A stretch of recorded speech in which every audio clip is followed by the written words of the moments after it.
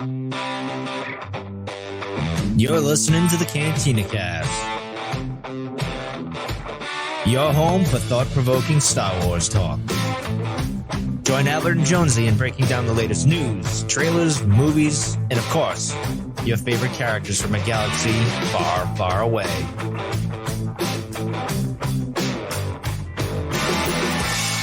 Hello, everyone, and welcome to the Cantina Cast. My name is Albert Padilla, and this is episode 354, The Future of Star Wars. So we are just over 24 hours since Lucasfilm and Disney decided to drop a big, huge megaton bomb on us that's exploded in a lot of our lives here. We're talking about a number of TV shows that are coming out to Disney Plus that are all related to Star Wars, as well as 2 movies. And it's a lot to take in, so we thought we'd just get right on the ball here and try to help make sense of all this and clear up any questions or confusions that you guys may have. And so to help me do that is our resident Disney Plus and Disney expert, Mr. Jonesy. Jonesy, welcome to the show. Appreciate it, Albert. How are you doing today? I am still glowing. Like I honestly went to bed last night and just kept thinking about all this stuff. And then we had Mando, so I stayed up for that. Right. But it was just like I've been in Star Wars world for like 24/7 and can't get out of it. I mean, not that I'm complaining, but it's really been a lot to take in. So it's so funny. We're excited. Always worried about these droughts, right? And all of a sudden now we've got this flurry of activity. We don't have a lot of clarity around some of this stuff is coming out, but I don't know. We've got ideas.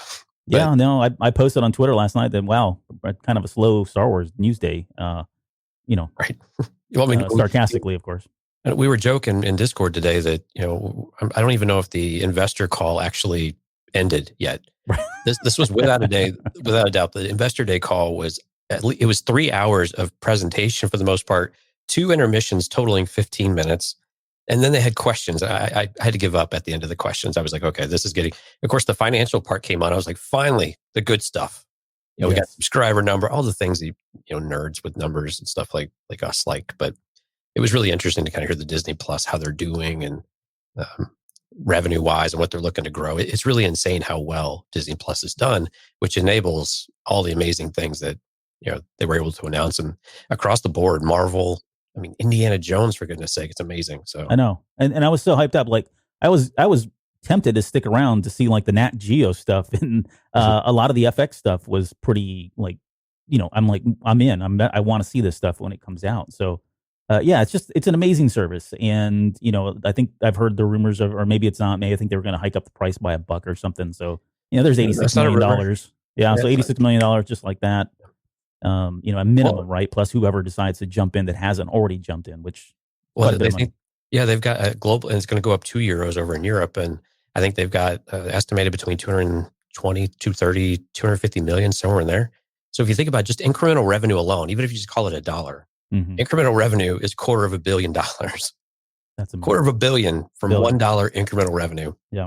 So all right, you're here for Star Wars. You're not here for numbers and financials and all that good stuff, I guess. But it's wild how well the service is done. It really enables all the things that we get to enjoy. So that's really exciting that it's done so well globally. And we'll touch a little bit on what some of those global services look like and maybe what it means for us here. Yeah. Yeah. And some of this will be speculation just because there was certainly a lot that was candidly spoken about and given to us. There was obviously stuff that was happening behind scenes and that we weren't privy to. And then some of this is a lot of what we will speculate both on the business side and certainly on the show side will be just that, theory and speculation. So, but that's what we're here for, right? Give you guys something to think about, thought-provoking Star Wars talk. So let's get into this. So 10 new shows, I think early on when this was announced and they said there are 10, Kathleen or somebody came out and said 10 new Star Wars shows. I was thinking, surely this can't be 10 brand new shows. This has to be like 10, plus, a number of shows that we've already heard, a lot of rumors, but there was some pretty new stuff in here. And I guess just before we get into all of these, any concerns here? And you and I have brought this up before. We've spoken about it many times, especially when we had, estimations of like 4 to 5, 6 different movies in flight on top of Disney Plus.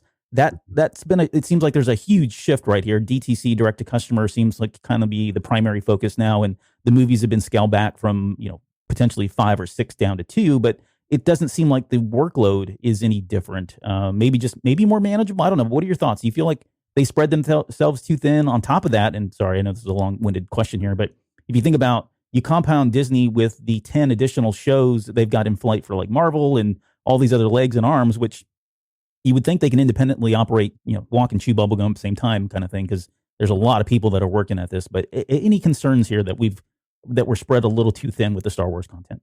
Actually, I'm not. And the reason why is because some of the dates they did give us are 2023. Yeah. And these more extended timelines. And it really feels like so what I was happy with, and so this is some of the criticism they took early on, that maybe they're kind of getting their feet grounded now, is that we gave them, there was a lot of criticism that they didn't have a plan. They didn't take the time to make a plan. They jumped right into the movies. They had great ideas about Solo and Rogue One and some of these other things. And we were always concerned about Star Wars burnout. We got Star Wars every single year. We had new TV shows, all the stuff, right? Yeah. So now we've been concerned about, okay, well, you and I are concerned about behind the scenes. What the hell are we going to talk about every week whenever Mandalorian ends and stuff like that, right? Mm-hmm. But it feels like it's going to be spread out a little bit. So if we get one or two, or let's maybe 2 or 3 per year, that feels pretty good, because we don't have to do them all at the same time. We can stagger them. So we have Star Wars kind of something a little closer to year round, right? And I don't think we're going to get quite to that, but I think it's a good thing. I mean, it's nice because if we've got really well thought out content, and we've got really good writers, and we've got good directors, and some of those things seem to be shaping up nicely that we'll talk about here, then you have confidence that, okay, we've kind of righted the ship, if you will. Mandalorian is doing well. It's entertaining. We were talking a little bit about the latest episode before we came on air. So we've got the right momentum now, and we've got the saga kind of done. So now we can really focus on these things, and we can say, okay, what is our strategy for releasing content? How much do we want to release, and how much time? And I think the Marvel stuff is going to be a good indicator for us as well, because it's coming sooner, and we'll be able to get an idea of how quickly that content will come to us. Yeah. And what kind of feed are we going to get from that, and see if it works for us here in the Star Wars land part of it.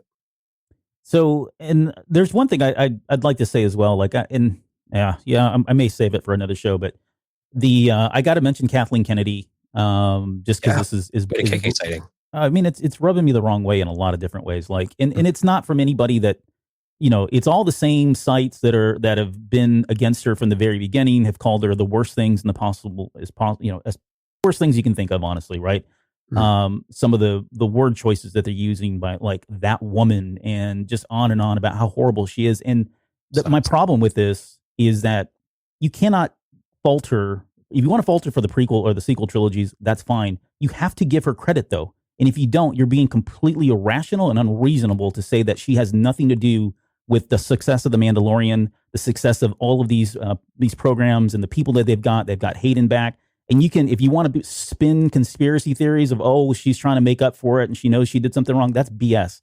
This has been a strategy all along. Yes, they may have changed course a little bit after the movies, but a lot of that, if you think about it, if you listen to the conference yesterday, right? Disney, this is a Disney choice, not so much a Lucasfilm choice. They were all full steam ahead, right? With movies. Right. And when Disney Plus came out, they realized that's probably where the big revenue is from. Right. Hugely successful, beyond expectations in terms of projections and all of that.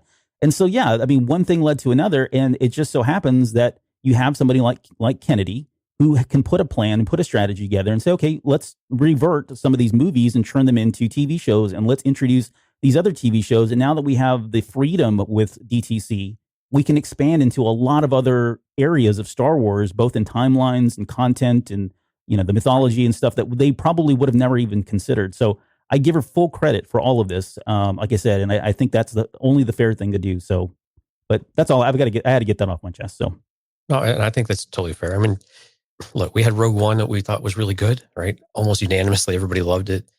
You and I thought Solo was a lot of fun, right? And we were disappointed they didn't do something else after that. So there's good things that come from everything, and not everything's a winner.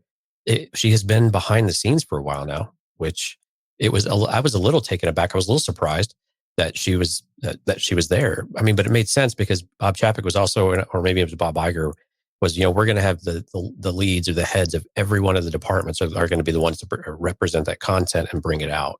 So it makes sense because, I mean, she's the president of Lucasfilm, right? So she's going to be the one to bring it out. But I think it also reaffirms that, look, she's here to stay. It doesn't seem like she's going anywhere. So let's kind of get over it.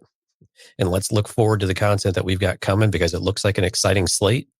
Some of them may be a little more exciting for this person than that person, but there's something they kept bringing this stuff about Star Wars for everyone. This is still a thing, but they also did it Disney kind of for everyone, and Disney Plus kind of for everyone. There was a theme throughout the whole thing, and for everyone, it meant not only like a diversity inclusion from race or things like that, but it was also from like multicultural and also from like ages of appropriateness, so maturity levels as well. Mm-hmm. So in some of the global content, we saw more mature content. So presumably something with more violence, more language. I'm assuming probably more physical relations. I'm trying to look out for the kids here, but I think some of those things you're starting to see Disney stretch it a little bit here and really expand that content, so where we will get potentially more serious or more gritty kind of content, and it won't be necessarily bound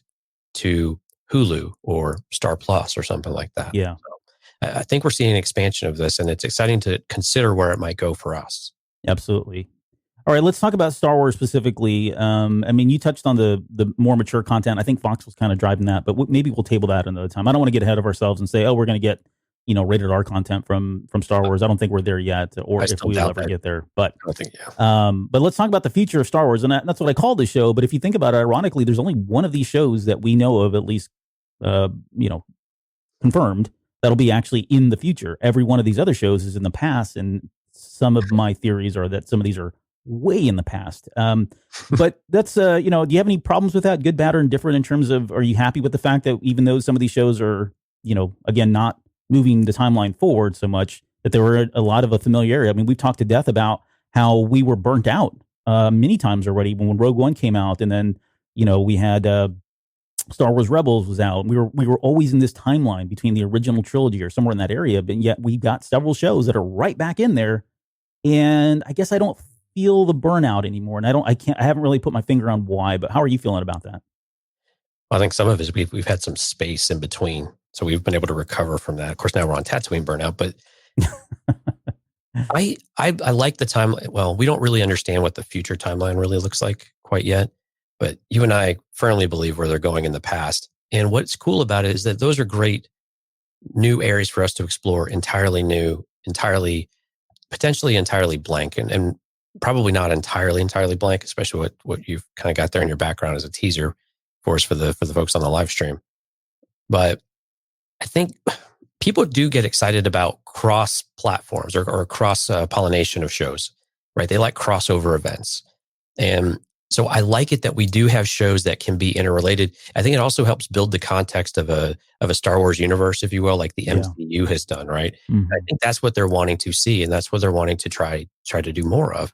And I think those are good things, because you can have, you'd like the opportunity when you do strike gold on a character that maybe you didn't expect, or was completely out of the blue.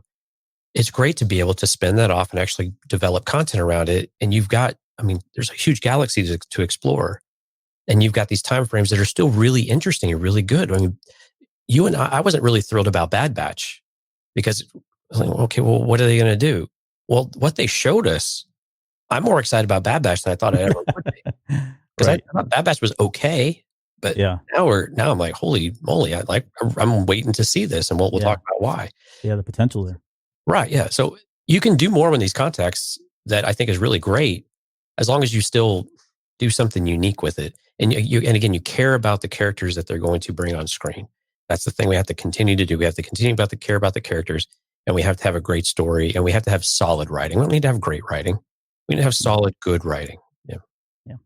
There's so just two more things before we jump into these shows here. There was we'll be talking about this, and I don't have a cipher or a legend or some way to kind of explain this, but they gave us three terms that were used yesterday: an event, a limited series, and a regular series. Now there's probably time frames around what each of these means. Limited being probably, or an event probably being 2 to 4 episodes. And again, pure conjecture on my part, but I'm going from like the comic book perspective in terms of what you would expect, right? But if it's something like an event, it's pretty small. Limited means, maybe 6 to 12 episodes, somewhere in that range, 10, 12, somewhere around there. And then I had regular anywhere from 12, or if they did 30-minute episodes of something, then maybe that's 24 episodes, right? Which is really only like 12, of course, 12 1-hour episodes. But that kind of, it explains a lot. And I think some of this terminology leans into what you were saying about how we are seeing the birth of officially the Star Wars universe, the SWU, or whatever we're going to call this thing, because there are two shows that are literally events that have ties to another show that's currently going on right now. And so I think we are going to see a lot of these paths merge, converge, and then break off and expand into other shows further down the road over the years, which is very exciting to me as a fan of Star Wars, and then certainly as a fan of the Marvel U. And then where all of this really originates from is comic books, right? Comic books has been doing this forever, where they put these little Easter eggs and they hide these new characters, and they see and do a temp check to see how well people, how appealing they are to people. And if it's something that is very hugely successful, then boom, they get a limited series. And then if that turns out to be successful, then it blows up into a larger series, and that could expand into something like a movie, right? All of this is a recipe that comic books have been doing for a number of years. We're just we're very fortunate to have somebody like Kevin Feige and all those guys that are at Disney right now that are driving this on the MCU side and allowing companies like Star Wars and other IPs to take advantage of that and reap the benefits like they've done. So pretty exciting stuff. It really is. And I still have a hard time believing that we're going to get with either Marvel or Star Wars 24 episodes of something. I think these tend to be in this 2 to 4, 4 to 6, and then this 8 to 10 or 8 to 12 type of range of number of episodes for these three categories you gave us there. And I think that's great. I mean, you can still get a lot done within that context. And the reason why I say that is because we've seen this with the CBS All Access with the Picard show, and we've seen it just in other places. We see it with Mandalorian. So there's a lot of, and it's difficult we don't want 22, 24 episodes, right? Because when you do that, you get a ton of filler, and we don't like filler. We're kind of done with it. Clone Wars was great. You speak for yourself, buddy. But yeah, I'm with you. Well, Clone Wars was great, but there was a lot of filler in it, right? And that's why it kind of had a hard time keeping audiences interested. But I think not this guy. You're Prince. Prince. Go on. I don't know, dude. We only talked about so many arcs, so that's true. Yes, and I'm being cheeky here, but yeah, I think for the sake of like doing shows and the general audience, yeah, I get it. It's probably not the best thing, but for people like me, I'm like, sure, I'll watch nothing of Star Wars for 4 hours. It's totally cool. Now that all holiday special notwithstanding, everything else I'm down with. You've got it on loop this time of year. It is. It just plays constantly on my VCR back here.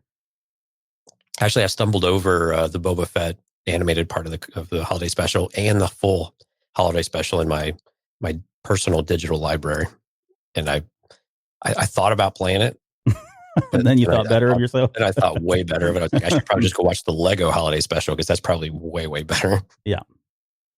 All right. So with that, we'll start before we get into these things here. Let's talk about. So we saw a lot of shows. There were a lot of shows and movies that I think we had heard about. Some of these were in flight already. They had already been confirmed. We saw a lot of them that were rumors and rumors of rumors. But what were some of the ones that you felt like? I guess what were some of the ones that you were looking forward to that we didn't see either on television or in movies? Well, I think the one that we maybe expected something for was Boba Fett, right? Mm-hmm. And I think that's something that it's been speculated about for a while. And then when we saw him on Mandalorian, it's like, okay, this could pick up a little bit of steam. Right, the antithesis of it all. Right. Now, I think it makes sense not to jump right into Boba Fett. And when we saw that a little bit, he took a little bit of a backseat this week in Mandalorian. And so it's still a character I think they want to see how well it's going to play out longer term before they commit to some of this stuff. But we've got some references to other characters, though, that might be more integrated with shows rather than have their own. Mm-hmm. And I one of your personal favorites here with Thrawn, right? Right. So I think that's one where, it makes sense for that to bundle in with like an Ahsoka, and we can speculate a bit more when we get to the Ahsoka area. But those were definitely two that came about. We did get some nice surprises. I think that some people were really excited about, like a Rogue Squadron. So that was kind of out of nowhere and a great, kind of a great drop. The way they're going to do it's a little bit different. But on that, I had very low expectations about what kind of characters we were going to get. And those two were the ones that kept surfacing because all the other ones we got that we had a lot of questions about, right? There were some that probably about a year ago, You remember we were talking like there was a Jabba series that was rumored, and I was totally against that. I'm like, I don't want to see that. There was more Zero the Hutt. No, I don't want Zero the Oh, Hutt. come on. There was I think there was somebody talking about a Yoda series at one point, right? That was out there. But yeah, and from the TV series, I think we got everything we thought we would get. Maybe with the exception of a confirmed Ahsoka Sabine series or a Rebels 2, which I don't believe what this is what we're going to have here, and I have a theory as to what this Ahsoka one is. But from the movie side, there were a lot of directors that have been thrown around and writers, and the guys from Game of Thrones. I don't know what the heck's going on there. We didn't hear anything about Rian Johnson's series, although Lucas has not said that either one of those is really off the books or still going on. So they could be in just production limbo or tied up with other stuff that they've got going on, pre-commitments and stuff like that, since the timeline shifted. And again, they're making a shift from movies to DTC for the most part. I mean, they did say that movies would still be their flagship medium or whatever for new IPs or kicking off or launching a big kind of a IP of some sort. So I don't think that it's going away, right, by any means. I mean, they clearly said they're still making movies, but when the shift changes like that, well, then maybe that's not of interest to somebody like a Rian Johnson, or maybe that's not an interest to somebody like the Game of Thrones guys. Right. At least right now, maybe they defer that a little bit later. But beyond that, I think everything else that we saw probably either happened, or I'm making some huge assumptions at this point that it is going to come in. So, okay, well, we're 21 minutes in, and we're finally going to get started. I'm going to add something to our screen here so that we can kind of follow along. Excuse me. And so let's jump into the first one here. And the first one is here's all of the, put all these up there. There's a ton of stuff here. This was like, when I saw this at the very end, it was just like mind blown, right? Then, I mean, right. I don't think I could have ever thought we would have this many shows. I had hoped we would. And I think like 3 years ago when we first heard about Disney Plus, I said, we need a Star Wars channel. Like, it seemed to me like even at that point, we had enough content that you could throw a Star Wars channel together. I think it's safe to say that in about 5 years, there's probably enough to have a truly Star Wars channel that's a spinoff of Disney Plus and has its own stuff in syndication. I don't know. That's probably not their model, but all I'm saying is this is a lot of a crap ton of content here that I was not expecting to see. And to see it up here like this with Kathleen standing in front, it was pretty powerful. The last time we've seen this much Star Wars was when they displayed the timeline. Yeah. That's really the only thing to compare it to. It's incredible that we got all this in one day. Yep. All right. Well, let's start with Taika Waititi's movie. So the quote that was given to us says Taika's approach to Star Wars will be fresh, unexpected, and unique. His enormous talent and sense of humor will ensure that audiences are in for an unforgettable ride. He's currently hard at work at writing this next adventure. Now, this is a movie. We were not given any dates or time. There was no timeline. So this sounds like it's really early in the creative process, right? He's probably just framing all of this together and probably consulting with people and working with other folks there at Lucasfilm to make this work. But the logo was certainly interesting. I mean, we've got like the colors, the 80s colors that has a certain aesthetic to like Thor Ragnarok and some of the other movies he's done, which I thought was really cool. But does this evoke anything for you? The fact that it's in stone and it looks primitive, and I'm kind of baiting you here. So it reminded me of Land of the Lost, actually. Oh, jeez. Yeah. Oh, come on. But no, it does. It's fair. I can see it. Yeah. Land of the Lost. It's almost like the Magic School Bus type of style here. Well, it's Schoolhouse Rock Schoolhouse Rock. There we go. Yeah. Magic School Bus was a thing too. It was a thing. Right. It was. But yeah, no, and it does evoke like a Schoolhouse Rock kind of feel. I don't think that's what he's going for, but I don't think so either. But I mean, yeah, it definitely has we're going back to the beginning type of thing, and that's the way it feels, right? And we have a lovely image behind here that gives us a lot of clues as well. Yes. So when I saw this image, I can't tell you, I like yelped. Like it was a 13-year-old going through puberty, full on squawk, because I couldn't believe what I had just seen. And I may be reading way too much into this, but when I see that structure right there, the thing that comes to mind is the Old Republic. And it's specifically like Dawn of Jedi. There's Mortis too. Sorry, hold on. I'm going the wrong way here. Mortis is another one that comes to mind, right? So there's the Mortis planet, if you will, whatever that looked like. Again, it doesn't look exactly the same, but it's hard to argue that the structures aren't very similar, right? And this could be just a new take on it because it's canonized at this point. But I don't think it's a Mortis thing, honestly, just because if it's going to be a comedy kind of thing, Mortis is really not, I don't know, it doesn't evoke feelings of humor, right? I don't know that there's any brevity in Mortis, especially from what we've seen. But what they could do possibly is go this route where they go like a Dawn of the Jedi, or go way back. And if that's the case, and again, this is all subject to change, but according to the timeline, we're 25,000 years before A New Hope, and we're talking about the Jedi and not the Jedi, and we're talking about Force sabers, and we're talking about the beginning of the Sith, and not as the Sith as we know it, but the Sith is Sith back then, and the original Jedi Code. The original Jedi Code, which is different than the Jedi Code that we're all used to seeing as well. So, I mean, you can see it there in the background. That's the Thoyor, right? And, we won't get into all of this now, but those are the ships that came by and picked up everybody that kind of really started the Force, if you will. And then here we got another one, right? This is another cover from the Dawn of the Jedi series. So this again, this could be the beginnings of KOTOR for me. Now, where Taika Waititi's style comes in, I'm still. I don't know. It's still a little bit. There's kind of a disconnect for me. Yeah. Because it doesn't really. This series doesn't lend itself again to comedy or to lightheartedness. But it would be an interesting take because we're so far back that you could really rewrite the books, so to speak, for this one. But anyways, your thoughts on where you think the series goes, and do you think this? I mean, they seem very specific about what they do with a lot of their stuff, and it's hard to argue that this image in the background of Kathleen Kennedy as they were talking about this new series is just. Has nothing to do with the series. I find that hard to believe. Right. And a little flavor of this, there were 9 of these kind of ships, right? So we could say that they're all a little bit different, which would explain why there's a difference between the Mortis one and what we were seeing on this screen here and what we saw in the comics. And you're right. We just got Tython in Mandalorian. Yep.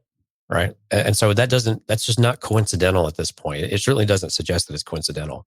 It just seems very intentional that maybe the timing is a little coincidental, but it seems like they drop this stuff in there and then we go and then we're going to potentially have a Dawn of the Jedi. It just makes too much sense for us to ignore it. And well, I'm with you though. And so we've already kind of changed Tython a little bit already though from what we saw in the comics. So we are going to get a little bit different look. And like you said, just the aesthetics and the way that the Jedi work and the way that the way that they're exploring the Force, there are so many things that you can do with this, right? I mean, this is where we get the Dai Bendus as well, and this is also where we get, if you remember, the Bogan collection from Jedi Lost from the Dooku. Yeah, mm-hmm. Yeah, this is where the Bogan is the darkness, dark moon, and then there was what was the bright one? Ashla. Ashla was the bright. So you have the light and the dark, right? And Tython was this planet that non-Force users couldn't live there because it was so central, so powerful. So they had to live on these moons. And so we've already seen people on Tython, but is there a difference to it? And so we could see this different dynamic between the two, which would just be really, really exciting to see. And again, the evolution and seeing the early days of the Jedi and the early evolution of what would become, an ancient Sith aspect of it, or the dark side kind of emerging, and them understanding it. It's just such a unique take. But I'm with you. Taika Waititi's style doesn't really seem to fit with that more serious kind of nature of things. So but what I do like about the suggestion though, is that Taika Waititi is able to do, serious content and then also infuse that Star Wars humor that we like. Yes. Right. So can it be subtle and will it be well written to where it seems appropriate? Right. Because we had Empire Strikes Back, but there were still comical moments in there, right? Yeah. There were still things that made sense. So I think it's an interesting pick. Taika Waititi can't seem to do anything wrong right now. So it's a natural choice. You bring a high profile guy in and we've seen really high profile people in general, women and men alike. So we're going to see, we're going to get a very unique type of show, but I really hope this ends up being Dawn of the Jedi or Old Republic type of stuff because Dawn of the Jedi specifically, I think. Yeah. I would really like to go back to to more or less the origin of things. Yeah. And that see what that story looks like. Yes. And that the juxtaposition between where the Jedi started to where they are today, right? Or even where they were in the original trilogy or prequel trilogy is such a stark difference that I think it's going to be quite intriguing and appealing for a lot of folks to see, Right. wow, how far the mighty have fallen, right? Well, and we're going to see that dynamic with High Republic as well, right? So oh, yeah. you see them at different stages. I think it's just really exciting to be able to really explore the Jedi and see how worthy they are of all the crap that they got in the prequels. Right. How they got themselves in the trouble, the mess that they did in the prequel trilogy. The only other thing I'll say is, as I was making these comparisons to, the old Republic doesn't necessarily lend itself to comedy. Mortis doesn't necessarily lend itself to comedy. I would have told you years ago that I didn't think Thor would lend itself to comedy, right? That series it's had some lighter moments, but it's not been Thor Ragnarok. And I can't tell you how much I loved Thor Ragnarok. So that is, kind of what you were speaking to, right? He can do no wrong. And I think if they're going to entrust anybody to kind of bring that style to something that wouldn't necessarily be at the forefront of your mind when you're thinking Star Wars comedy, right? He's probably the only person that I would even trust to do that safely at this point. So who knows, right? Okay. Well, we'll move on from this and go right into Rogue Squadron, which this one was, like you said, a big surprise. So this is a movie, much like these are the only two movies that were announced. Movies come in. Surprised me the most, actually. Yeah, I know. It really floored me, honestly. Now, with one small caveat, one asterisk, we'll talk about here.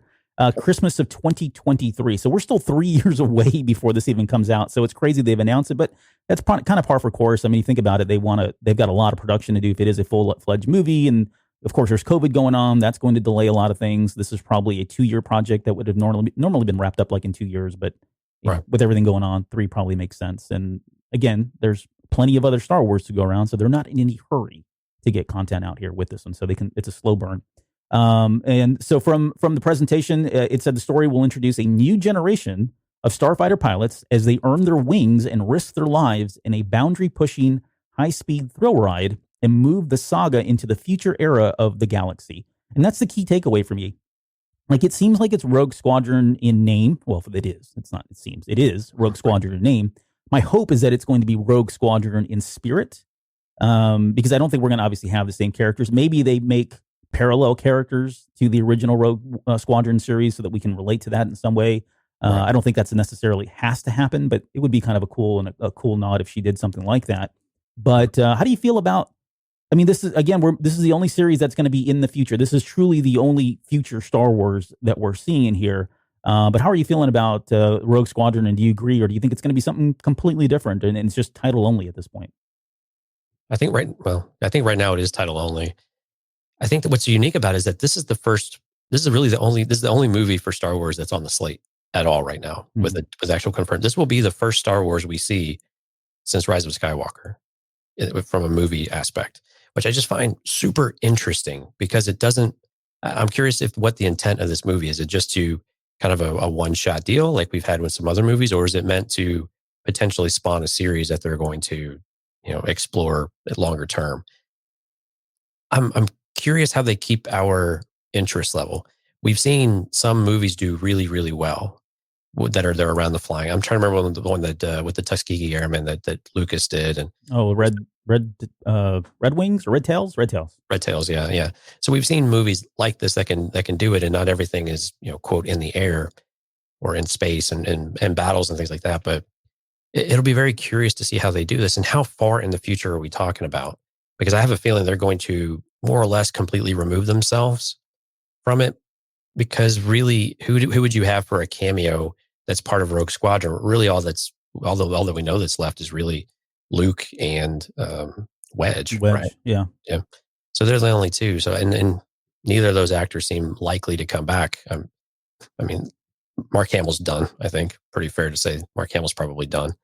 And then what was his name? Dennis Lawson.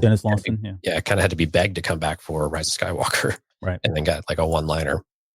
So I really don't know. This was the one that threw me for the biggest loop because it was so interesting that this is what they want to come back to Star Wars in the big screen for. And I just don't, I really have no idea what they're going to do. Of course, I played a lot of the Rogue Squadron video game, so I remember that, but that was all set in the original trilogy. Right. Yeah, I think so. So on this one, I think one of the more intriguing aspects of this movie is the fact that because we are going to be in the new era, and I'm assuming this is post the Rise of Skywalker, right? I don't think they would have made mention of this had it been in Rise of Skywalker era itself, but this seems to post Rise of Skywalker. And if that's the case, then there are some pretty interesting and appealing aspects of it where they could introduce some of the characters. I mean, Poe Dameron obviously jumps to the front since he is kind of like the ace pilot, right? We're probably going to at least hear mention of them. I wouldn't put it past him to come back. Honestly, he seems like he's done just about everything. He seems to be coming back for everything, so long as it makes sense and they can show him the money. Right. I think he'd be willing to do it, which would be great to have him do. But then you think about like Resistance, right? We know Kaz from the Rise of Skywalker novelization. He participated in the Battle of Exegol, so he's still around, and he is an ace pilot, and he is, and the whole Team Colossus is still around at this point as well, at least from the way the series ended. So there's potential for those characters to show up as well. But I do like the idea of this new group of people. It doesn't necessarily have to be people we already know. The one thing that always comes to mind with Star Wars is like, okay, so who's the antagonist here, right? If the Empire is gone, the First Order is gone. Is it a rehash of what's happening now, where in the Mandalorian era, where it's just remnants of the Empire? Only this is the remnants of the First Order. Are we going to get the Yuuzhan Vong? Are we going to get some other menace, or is it going to be the Chiss? Right? I don't know. I mean, there's a kind of, your brain goes a lot of different ways here in terms of who could really be a threat into the galaxy at this point. And maybe the one piece of this that we're not really sure of is we don't have a timeline. Like, I'm just assuming it's immediately after the Rise of Skywalker. But what if it's 100 years or 50 years or something in the future, right? That certainly opens up a lot of possibilities to Sith coming back and all that. But I don't know. Any thoughts around whether or not we'd see anybody from like Resistance or the Poe Damerons or I don't know. Yeah. Anybody there? It's interesting because there was so much stress on Black Squadron with those, right? That's what Poe Dameron was a part of. Rogue Squadron really didn't get any kind of mention, I think, in the sequel trilogy, did it? I don't think the sequel trilogy? No. Again, it's still there, but we heard nothing of it. That's again kind of an interesting. Why are we revisiting it here, or what's the drive behind that? I'm guessing for nostalgic purposes. My guess is probably not 100 years in the future. I'm guessing this might be something more like 20, something like 10, that. 20 years, 10, 20. If it's even that much, yeah. Right, yeah, and I do, and TJ or hard counted in the chat there was talking about if this is even connected or in the same timeline, and it sure sounds like that's suggested that we are going to get this connectivity between them, and that it will be referencing things from Rise of Skywalker. These things do all seem to be connected, and they will, if not directly reference each other, they will still have some sort of draw from each other to where I think we'll see little Easter eggs and tidbits come through, like much like what we're seeing in Mandalorian right now. We referencing old trilogy, but also maybe like Tython, it's again teasing what we might see in a Dawn of the Jedi type of show. Yeah. There was one thing that I found. I think it was Deadline had another quote that did not come up in what Kathleen Kennedy had said. This was afterwards. She's quoted as saying, "The Rebel Alliance squadron founded by Luke Skywalker during the original saga timeline, carved out with plenty of EU over the years, will hit the big screen in, quote, a future era of the galaxy," according to Lucasfilm's Kennedy. So again, it does seem like they're leaning on what had happened with that, and they're certainly dropping Luke Skywalker's name. So. Yeah, I'm with you. I mean, again, it's a stretch that it'd be 100 years in the future, but it does seem like it is going to be after that era. So I don't know. It is interesting nonetheless. And the fact that you've got, I mean, we didn't even mention Patty Jenkins. My goodness, she's, I mean, from what I've already seen with a lot of the early reviews and just impressions of Wonder Woman 2, and the fact that, she's on record as saying, hey, that, her father was a fighter pilot, and I think he died in combat, and that fueled her and had wanted her. She was fueled at that point to write a ace pilot, dogfighting kind of a aerial movie or do something there. And the fact that she is such a Star Wars fan and she's now got the opportunity to do that. I mean, it feels like she is going to pour, as she's done with everything else she's done so far, she is going to pour all her heart and soul into this. So, I mean, that alone. You've got to be excited that somebody is that passionate about doing something like this, because I think it's going to take somebody like her and somebody with that kind of a drive and passion for the subject and of dogfighting and aerial combat. I think it's going to be a great product. So, I absolutely agree. And Wonder Woman, the first Wonder Woman was great, and really looking forward to 84. And did we get any reference to actors or anything else, or was it just a Patty Jenkins drop, right? Patty Jenkins drop, right, and not a whole lot of else. Right. It was so interesting the name dropping and the lack of name dropping throughout this whole presentation. It was really curious how they did some of these things. We'll talk a little bit more about that here soon. Yeah. Sorry, I meant to throw Patty Jenkins up there right there, but there she is. Okay, so let's talk about a droid story. Mhm. So for this one, it says, as Lucasfilm continues to develop new stories, the intersection, this is interesting. Like, you really got to read in between the lines here. Mhm. The intersection of animation and visual effects offers new opportunities to explore. Lucasfilm Animation will be teaming up with Lucasfilm's visual effects team, Industrial Light and Magic, to develop a special Star Wars adventure for Disney Plus, a droid story. This epic journey will introduce us to a new hero, so not R2-D2 and C-3PO, somebody new, and not Dio, because he's, again, brand new, guided by a legendary duo, R2-D2 and C-3PO. So this had me really kind of scratching my head as to what they were hinting at here, that we were going to get. I mean, you got somebody like ILM involved, right? So you think, okay, this is a powerhouse group that's known for pushing the boundaries and introducing new technologies and new techniques and all of that, right? So in my head my immediate thoughts go to VR, because that seemed there. I know Lucasfilm is putting a lot of money into VR.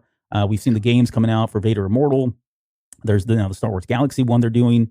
That's where my head went first. My headspace went to, okay, is there going to be some kind of a virtual reality / Disney Plus thing going on here, or is it going to just be some new level of animation that we're not seeing? On the likes of, I don't know. It's costly though. That's the thing. It's like to do animation like that is very costly, and so that tells me either they're really just doing this because it's a labor of love, and they really want to push the envelope, or we probably should temper expectation that this is going to be a very limited series, only a few episodes, right? And that allows them, from a budget perspective, to kind of hit that mark. So, I don't. Any thoughts around what this could even possibly be, or who the new droid would be? I mean, we don't even know the timeline on this one. Right, we don't. And when it says it's guided by R2 and C-3PO, is that a narration type of thing, so that they're narrating the whole thing, or is it really that they are interacting with this new character? And you're right. When we see a droid story, we automatically think this is, you and I think droids, right? Mm-hmm. And we start thinking that this is going to be younger kids type of show. But that seems a little at odds with this intersection of animation and visual effects, because I'm with you. It seems like they want to push the envelope of something. So maybe it's it's probably expensive, but to your point, it's a low risk endeavor because we can try some new things, some different things with a different type of audience, and not get crucified by the hardcore fans if they don't like it or something like that. So I like the idea. VR is always so interesting, right? Because VR seems to come in waves and phases about how energized people are with it, and then how much money and how much time people want to sink into it. And I like the idea of that they're wanting to push it and try it. And I hope they do. I hope this is something that they feel like it can use as that springboard to try. Yeah. But again, if it's for a younger audience, how does that really work? VR is not, I know a lot of people have VR, but when it comes to television, I don't know how prevalent people are and how comfortable they are with VR as a media consumption device. Right. Yeah, I mean, there's things like big screen VR out there. There's a couple of different solutions that have come up for this virtual reality movie, TV, I don't know, viewing experience. And so maybe there's a way to leverage that. Again, this is pure speculation and fanboy on my part. And maybe because I have an Oculus Rift coming, so I'm pretty excited about using that, and I want to take advantage of it wherever I can. So there's some self-interest here in ensuring that this is the case. But the other thing here that I want to get your opinion on is, I thought it was curious that they used footage from Return of the Jedi to show R2-D2 and C-3PO. I mean, there's plenty of times where these guys are together over the course of all these movies, right? But they seem to have focused both cuts of the footage that they showed of them during Return of the Jedi. Is that a hint that we're going to be there, or do you think this is just somebody said, "Oh, that's my favorite movie," and decided to use that one? The thing that I noticed was backgrounds and music mattered in these presentations, no matter which franchise we were talking about. So I think there's something. My guess is this is going to be between Force Awakens and Return of the Jedi. Mm-hmm. I think it's going to fall within that timeline if they really define a timeline. But if there's any kind of story aspect that 3PO and R2 are referencing, it'd make a lot of sense. They have 6 movies effectively from our perspective to draw on. Well, I mean, 3PO doesn't, but whatever. Yeah. Only got a few. Yeah. But yeah, I think that's something they could draw on. But I think this is going to be between that Jedi and Force Awakens aspect of it, because it's familiar enough for both crowds. I think that they can get on board with it. especially with new characters. Yeah. Let's move on to Star Wars Visions. Yeah. I mean, this one, they're selling it as short films, 10 short films. There was no release date that was announced on this one as well. It was pretty high level.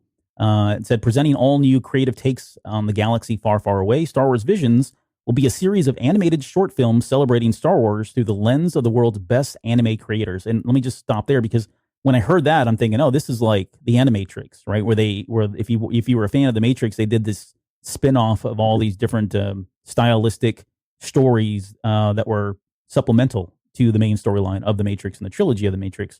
It seems like this is kind of we're in that same vein here. It says the anthology collection. When I hear anthology collection, I think, okay, yeah, this is going to be a lot of different stories, not necessarily connected in any way, standalone individual stories, right? Anthology collection will bring 10 fantastic visions from several of the leading Japanese anime studios, offering a fresh and diverse cultural perspective to Star Wars. What's your take on this? And are you? I mean, you're not a big anime fan, right? That I'm aware of, anyways. No, I'm not. But how this looks and the ways that they can stretch Star Wars with this type of thing, with this type of content. And I love the term visions, because you don't have to adhere to really any of the rules if you don't want to. And you can do it not only visually and stylistically different, but you can bend the physics of the Force. You can bend the physics of what we know. You can bend the ideal system of Jedi and Sith, or from rebels and empires and things like that. You can it's so malleable with this type of thing. And it's so curious they used anthology, because we haven't heard that word in a long time. Right. It was all the rage several years ago, but we haven't heard it. Yeah, we heard it was a thing, but it didn't pan out. Yeah. So I like that aspect of it. And I think just the title of this whole collection is just so, I think it just be so diverse and so different, and just give us a really unique flavor of whatever they want to explore. I would like to see I don't expect to see them overly connected. I think they're going to be one shots. I'm kind of curious. I mean, they say shorts. I'm guessing, like, how long do you think these are going to be? 5 or 10 minutes? Or is this going to be like Clone Wars 2-minute type of thing? Yeah, I'm thinking like 10, 15 minutes, like short stuff. And Disney, if you go to Disney Plus right now, they have like the Pixar stuff that they've done. And those are like 5 minutes, some of them are like 8 minutes. They're very, very small, very, very short. But some amazing storytelling. And that's not what we're here to talk about. But there's already been a precedent set on Disney Plus for both Pixar and Disney themselves. Disney has their own series, and I forget the name of that one, but they're all amazing stuff. That's kind of where I see this going as well.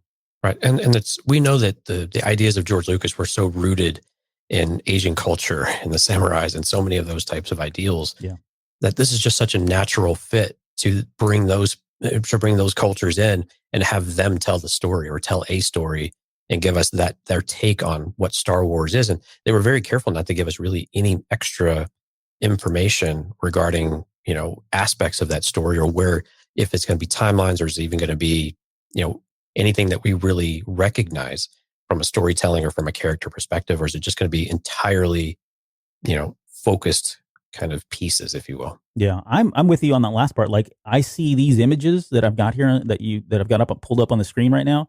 That is clearly a samurai, right? And that looks like a lightsaber. Samurai were known to put their swords off to the sides and then do the bow, and then they were supposed to sheath them as well. But if you had a weapon, you would put it off to the side to disarm yourself, right? So when I see stuff like this, I'm thinking, okay, this is going to be Star Wars. It's not even going to be, it potentially could not even be in the universe as we know it. This could be a retelling of a story set in feudal Japan, right? And you don't realize that it's, I don't know, it's kind of like the Hidden Fortress, right? Maybe there's things in that were pulled from Star Wars. Maybe it's kind of a reverse of that, where they've taken these familiar stories and put them or they've taken these Star Wars stories and put them in more familiar settings that we're used to seeing, like samurais or old Western, or right, and give them blasters instead of gunfighting pistols, right? Stuff like that. Like, I think this is what they're going for. They're going for this really out of the box kind of, and to the name Visions. To me, that's what it kind of alludes to. So we're going to see something completely out of the box, absolutely unnormal, but yet it's going to be seeped in Star Wars, aesthetics or technology or terminology, right? I think that's what they're going to go for, which would be crazy intriguing for me to see as a viewer. But that is clearly a samurai person there. We've never seen anything like that in Star Wars. There's certainly influences, but this is like right on your nose kind of samurai look. Right. And we've seen some really awesome fan anime that just blows our socks off, especially like TIE Fighter was a huge thing for a while. And we've seen the influences even on like Galaxy of Adventures, which I'm a huge fan of. And that's the way they could do reboot the series if they really wanted to.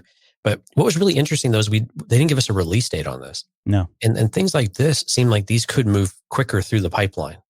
Right. And so I don't expect this to be a 2023 type of event. I think this would become a 2021 or 2022, maybe early 2022, when we have, again, these off periods of content that we can fill in some gaps or have some little breaks, and then we can bring something new in. And things like this are a great example of how you can do that. And if they're shorts, you can, I mean, if you want to release them all at once, you could. But even if you do them weekly or every few days or whatever the idea they have, for the it's still something to consume, and it's still some different idea that we can have. And this is what the Disney Plus platform is so amazing for us, is that we can get these little ideas. We can get these unique takes that otherwise kind of get lost in the shuffle.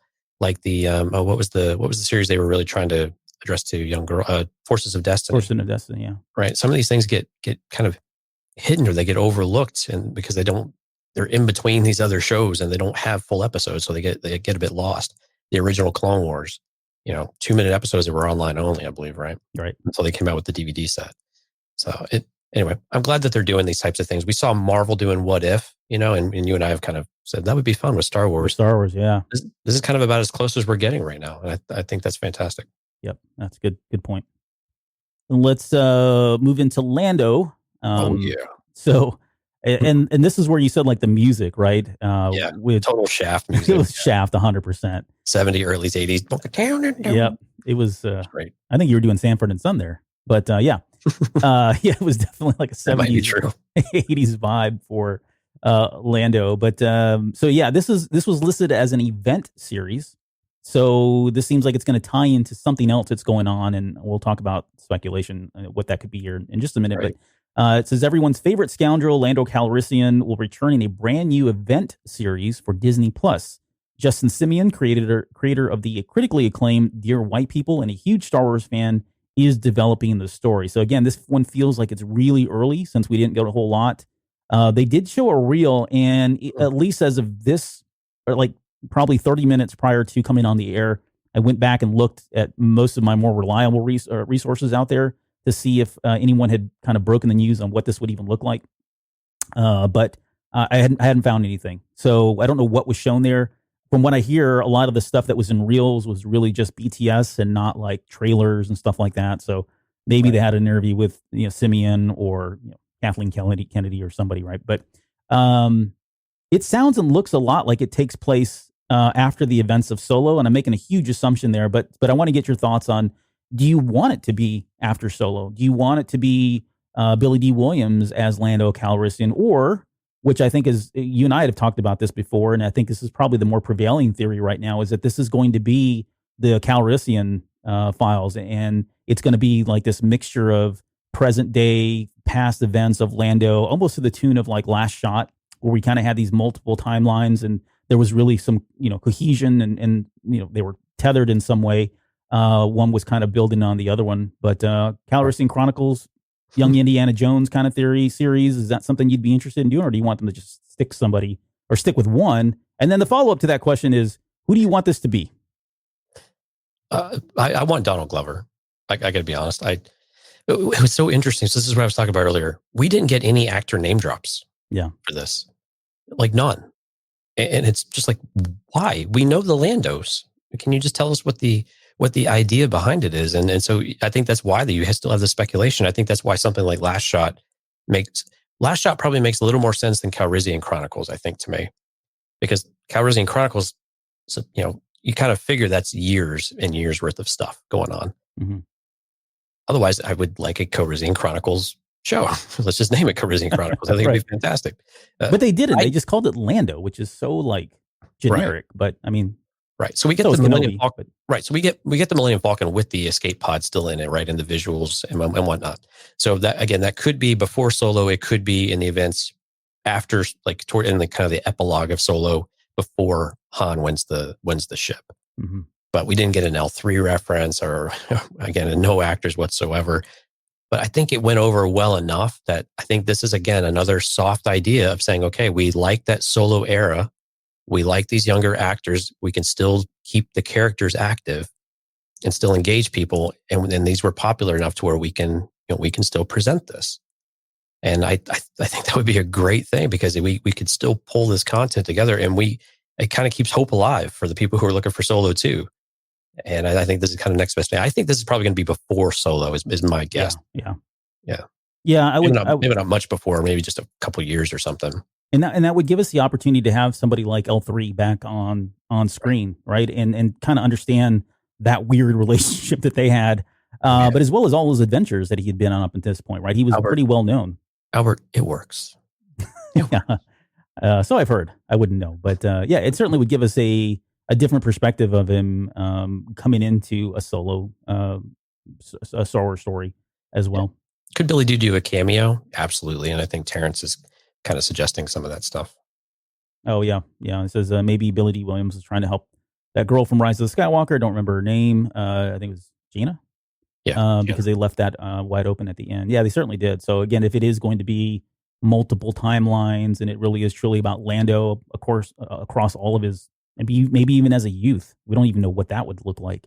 There's certainly opportunity to kind of bring this in and make it a kind of a serialized television show that's jumping around different timelines, and you really just kind of get this background. Again, I said Young Indiana Jones Chronicles, which is, if you've watched that or seen that, it's an old 80s show that came out, late 80s, that was chronicling Indiana Jones, and you saw him at different times in his life and how he became the person that we all knew going into like Raiders and Temple of Doom and Last Crusade. So what does event look like to you in this one? Is it 4 or is it 6 or is it 2? What does that feel like to you for something like this? If it's an event, it seems like it's only going to be about 4 or 5. And like I said earlier, I think it'd have to be tied to something. Like it feels like if it's an event, it's building up to something, or there's other ties or other things going on in and around the same timeline that they're trying to build towards and show that there was some building or a precursor or a prerequisite. Either this was the prerequisite to something else that was going to happen, or something along those lines.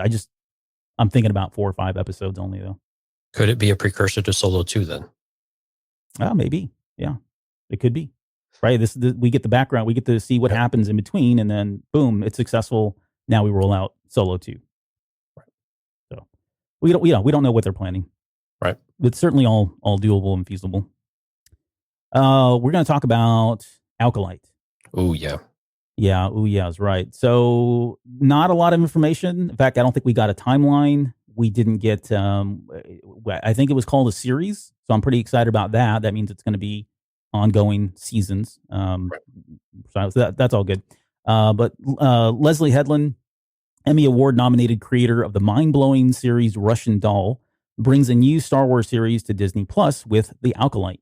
The Acolyte is a mystery thriller, which had me super excited, right? Same thing with like hearing Spy, whatever, for Cassian Andor series. When we first heard that, we were blown away because it's so different. We don't really get a lot of this from Star Wars, but this is a mystery thriller that will take the audiences into a galaxy of shadowy secrets and emerging dark side powers in the final days of the High Republic era. So full stop, because when we first heard about the High Republic, they were pretty adamant that, okay, the Sith aren't around. Dark side really, the dark side's always there. I don't think anybody would argue that it's just gone completely, right? Right. But we were led to believe that there really wasn't going to be any Sith. And because this is on the very tail end of the High Republic. So again, High Republic takes place about 300 years prior to the events of the Phantom Menace. We're going to be right at the cusp of where we get to with the Phantom Menace. So to me, like, this opens up a lot of possibilities for a lot of the legends characters on the dark side that I think they could start playing with and toying around with. And what I mean by this is somebody like a Plagueis, right? Yeah. Plagueis was born, I think, about 150 years prior to the Phantom Menace. So again, if it would fall in line here, or Darth Tenebris, which was his master. That was, I don't even know how many years that was, because I don't think we got a lot of information there, right? But it could be a Plagueis. Maybe that is the Alkalite. Or maybe it's something like the Night Sisters, right? On like Malachor. Or maybe they introduce us to like Korriban or Exegol, right? Or Morband, right? All these Sith planets that we've heard about for so long, either in Legends or canon. There's a wealth of possibilities here, and I just love the fact that it is, again, right. This is the beginning of the dark side, which you've got to think it's got to lead into somebody like Plagueis or Palpatine. But what are your thoughts? Are you excited about this one? I really am, and it's this idea of the secrets aspect and the emerging dark side powers. So it's so suggestive of a Plagueis, of a Tenebris. These characters that we know so little about, that there has been an outpouring of especially the EU fans, but I think in general, Star Wars fans who hear these phrases from Revenge of the Sith, and it just sparked our imagination about what is that story. And we have so many questions about Palpatine in the future, but we've got to explore a few of them in something that is no longer canon. And Plagueis is no longer canon. Like the book itself it's on that bridge, but I think it's considered not canon. Right. And so it's something that we can reestablish into canon, and we could figure out how Plagueis might work into the overall thing. And I thought, you have to clarify that you're the High Republic expert. I thought the High Republic ended still about like 100 or so years before the original trilogy. Is it? So it's a lot closer to the prequel trilogy? Well, they haven't clearly specified that. Yeah, it's not been defined. Like either, and I get so what you're asking, and I can kind of see both ways. Either we're going to end the High Republic, so to speak, literally right up against the Phantom Menace, and there's no transition. I don't think that's likely. I think what you're saying is probably more true. I think it's probably about a 50, 100-year span where we're kind of in this dead zone, or this transitional period between what the High Republic was, how they fell, and then how the Jedi Order picked up the pieces and became the Jedi Order that we see coming into the Phantom Menace, right? So somewhere in there, and I think it's because of that, because they are in this weakened state. I'm going to call it a weakened state. I don't know if that's really fair. I don't know a lot about it just yet, but that seems like that would be the time that the time that the dark side would have the potential to rise, right? Because they're not at their highest point, which is, I think, what we're going to get from the High Republic. Right. And what's interesting about it is we can maybe see that pivot for the Jedi. Like, what is that tipping point that started the decline? Mm-hmm. We've seen it. We're going to see them at their pinnacle in the High Republic. Right. At what point does it start to tip to the other side? And then we see how quickly it really, cut off the rails. Did it really take 100 years, or is it more like a 10-year period or 20 years? Yeah. I think that's really interesting. We could explore that. And I like the idea of going to Exegol. I really do, because we saw Sith acolytes there, right? I believe that's what they were called. Yeah. So we have this reference already, so we can go there and we can explore a bit more of what we saw in Rise of Skywalker, which I think would be good. I think it would. These are the opportunities they have to enhance what we've already seen on screen. And for the fans who really like to dig in it, these are really great moments. Now, there's a risk with that. Do we over-explain things? Have we retconned something? Is there now lack of continuity? Things like that. But I just, man, I get so excited about just giving us little tidbits here and there, exploring these environments that we had so many questions about. And shows like this can be the things to do it, and maybe also canonize, officially canonize scenarios that we've explored in EU, but now we need to reestablish with how they fit within the Star Wars canon that we understand it today. Yeah. There's also, and this, again, I'm going to really dig deep, but the Cobb Vanth thing really opened it up for me. So I think pretty much everything's on the table at this point with Cobb Vanth coming into canon in The Mandalorian. But there was a character from the Dark Legends book that came out, what was it, about 4 months ago, maybe? There was a character named Darth Noctis, and she was I'm going to call her a Sith Lord. I don't think they ever actually called her that. Well, I can't remember now, but either way, she is a character who was an Alkalite at one point. She went to Exegol in search of immortality. And there's a great story, and I've been talking about this. I know I bring it up a lot, but it had an impact on me. But it's Darth Noctis, NoctYSS, and I should have put this in there, but I just thought about it right now. But that could be a possibility as well, where Absolutely. You've got somebody like that who is running around, and she was kind of floating out there in the Outer Rim area. I think the timeline probably doesn't line up, although they don't really give us a lot of details around it. But if we did want to go to some place like Exegol, they've already got a character who's been established and has already been to Exegol, and we have a little bit of background. And it's so intriguing when you read the story. You really want to know more about her, and they kind of allude to her past and how horrible of a person she was and beheading people. She's got a lightsaber that's curved at the end, which is really cool, very different. But all that to say is, again, they already have done something like that, and there's been a precedence for them to pull characters out of books and novels like Cobb Vanth and put them into canonized versions of TV series and or movies. So it would be another way to do it. And again, we've seen more women taking lead roles in a lot of the Disney content across the board. And I think it makes a lot of sense. And you're right. You've got a really good story there that we could pull and explore this. And I think what's really neat is we have, well, I think it's more of a question. Are we going to really bridge all of the media types that we have? Are we really going to connect these worlds a little more directly? Like Cobb Vanth was a good example. Mm-hmm. Are we going to get more of that? Or are we still going to more or less play by completely separate rules? We expected High Republic to start doing this for us, right? Because they've got a big plan. But is this something, again, that could feed into it? And again, we just start to see all the pieces connecting. There's a lot of concern whether you can pull that off. But Disney and Marvel have a template of sorts about how they do it. And it's just a lot of meticulous care across a broad spectrum of people, but a lot of meticulous care to own it and to get it all, to just take the time to get it right. Yeah. And it sounds like maybe that's the direction we're going. But this show, this is probably the most exciting one for me, that I'm just really curious to see what they take it. It can have that darker tone, which I think we're all kind of craving to see what does a darker tone Star Wars look like? Yeah. What does it feel like? How does this feel? Is it what we expected? Is it something we actually like? And this was said in the chat earlier, but getting any kind of Sith lore, this is from Terrence again, any kind of Sith lore that we might be able to get is fantastic because we have so little. Mm-hmm. And I think to canonize it, we have a lot in KOTOR, don't get me wrong. But I think to get some more in this more modernized timeline would be really, really great. And I don't want a whole lot. I don't want too much, but I want to start to explore some of that a little bit so we can get a better idea of what does it truly mean? What do we see with true sacrifice and those types of ideals with our great villains that we've got? Yep. And finally, on this topic, back in 2018, I think, or 2017, whenever it was, when Disney Plus was announced, we came on and we were speculating about, okay, what kind of Star Wars shows would we want to see? Right? I think we did a roundtable. It might have been on a roundtable episode, or maybe it was Cantina Cast. I forget now. But I remember saying that what I wanted was a Sith tale.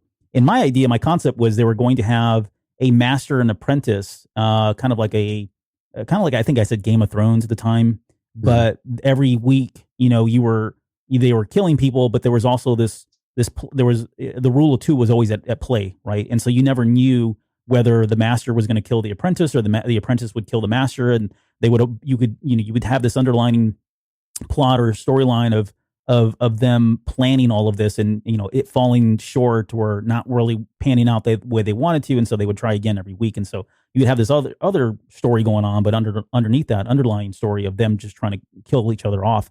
I'd still like to see that. I think I said that was going to have to be something like on Disney rated R or whatever, which again we're probably not going to see. But so I don't know. Maybe they heard that show and said, "Oh, that's a great idea, Albert. Let's do something called Alkalite." But it's at least feels like it's in that vein. And to Terrence's point and what you said earlier, the fact that we've got finally a dark side, not Imperial, right, but a true dark side story in a series it's going to be fascinating. It's going to really open up a lot of the lore and a lot of the dogma that we of the Sith religion, I guess if you want to call it that, that we've really never seen or has been exposed from a canon perspective.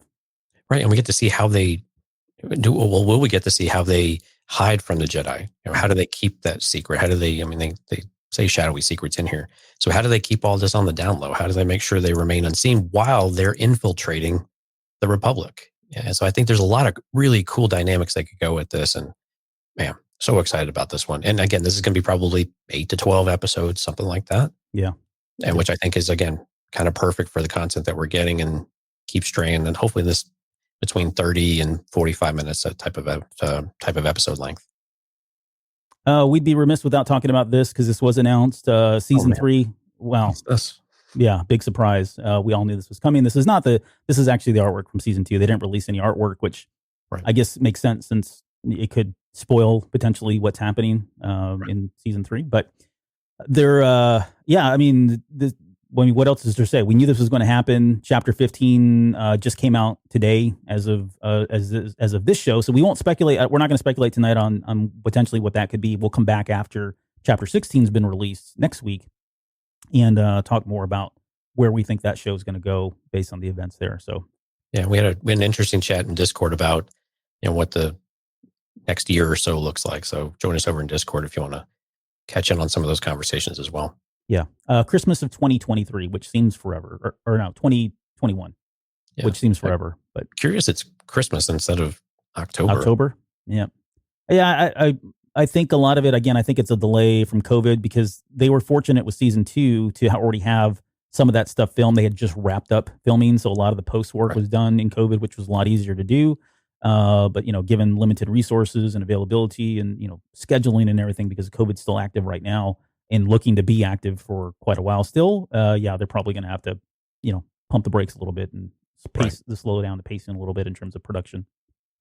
Okay, let's, so I brought up The Mandalorian was talked about, but it leads into the next 2 topics. And the first one is Rangers of the New Republic. So this is a limited series. So again, this is, and we got a little bit more detail here.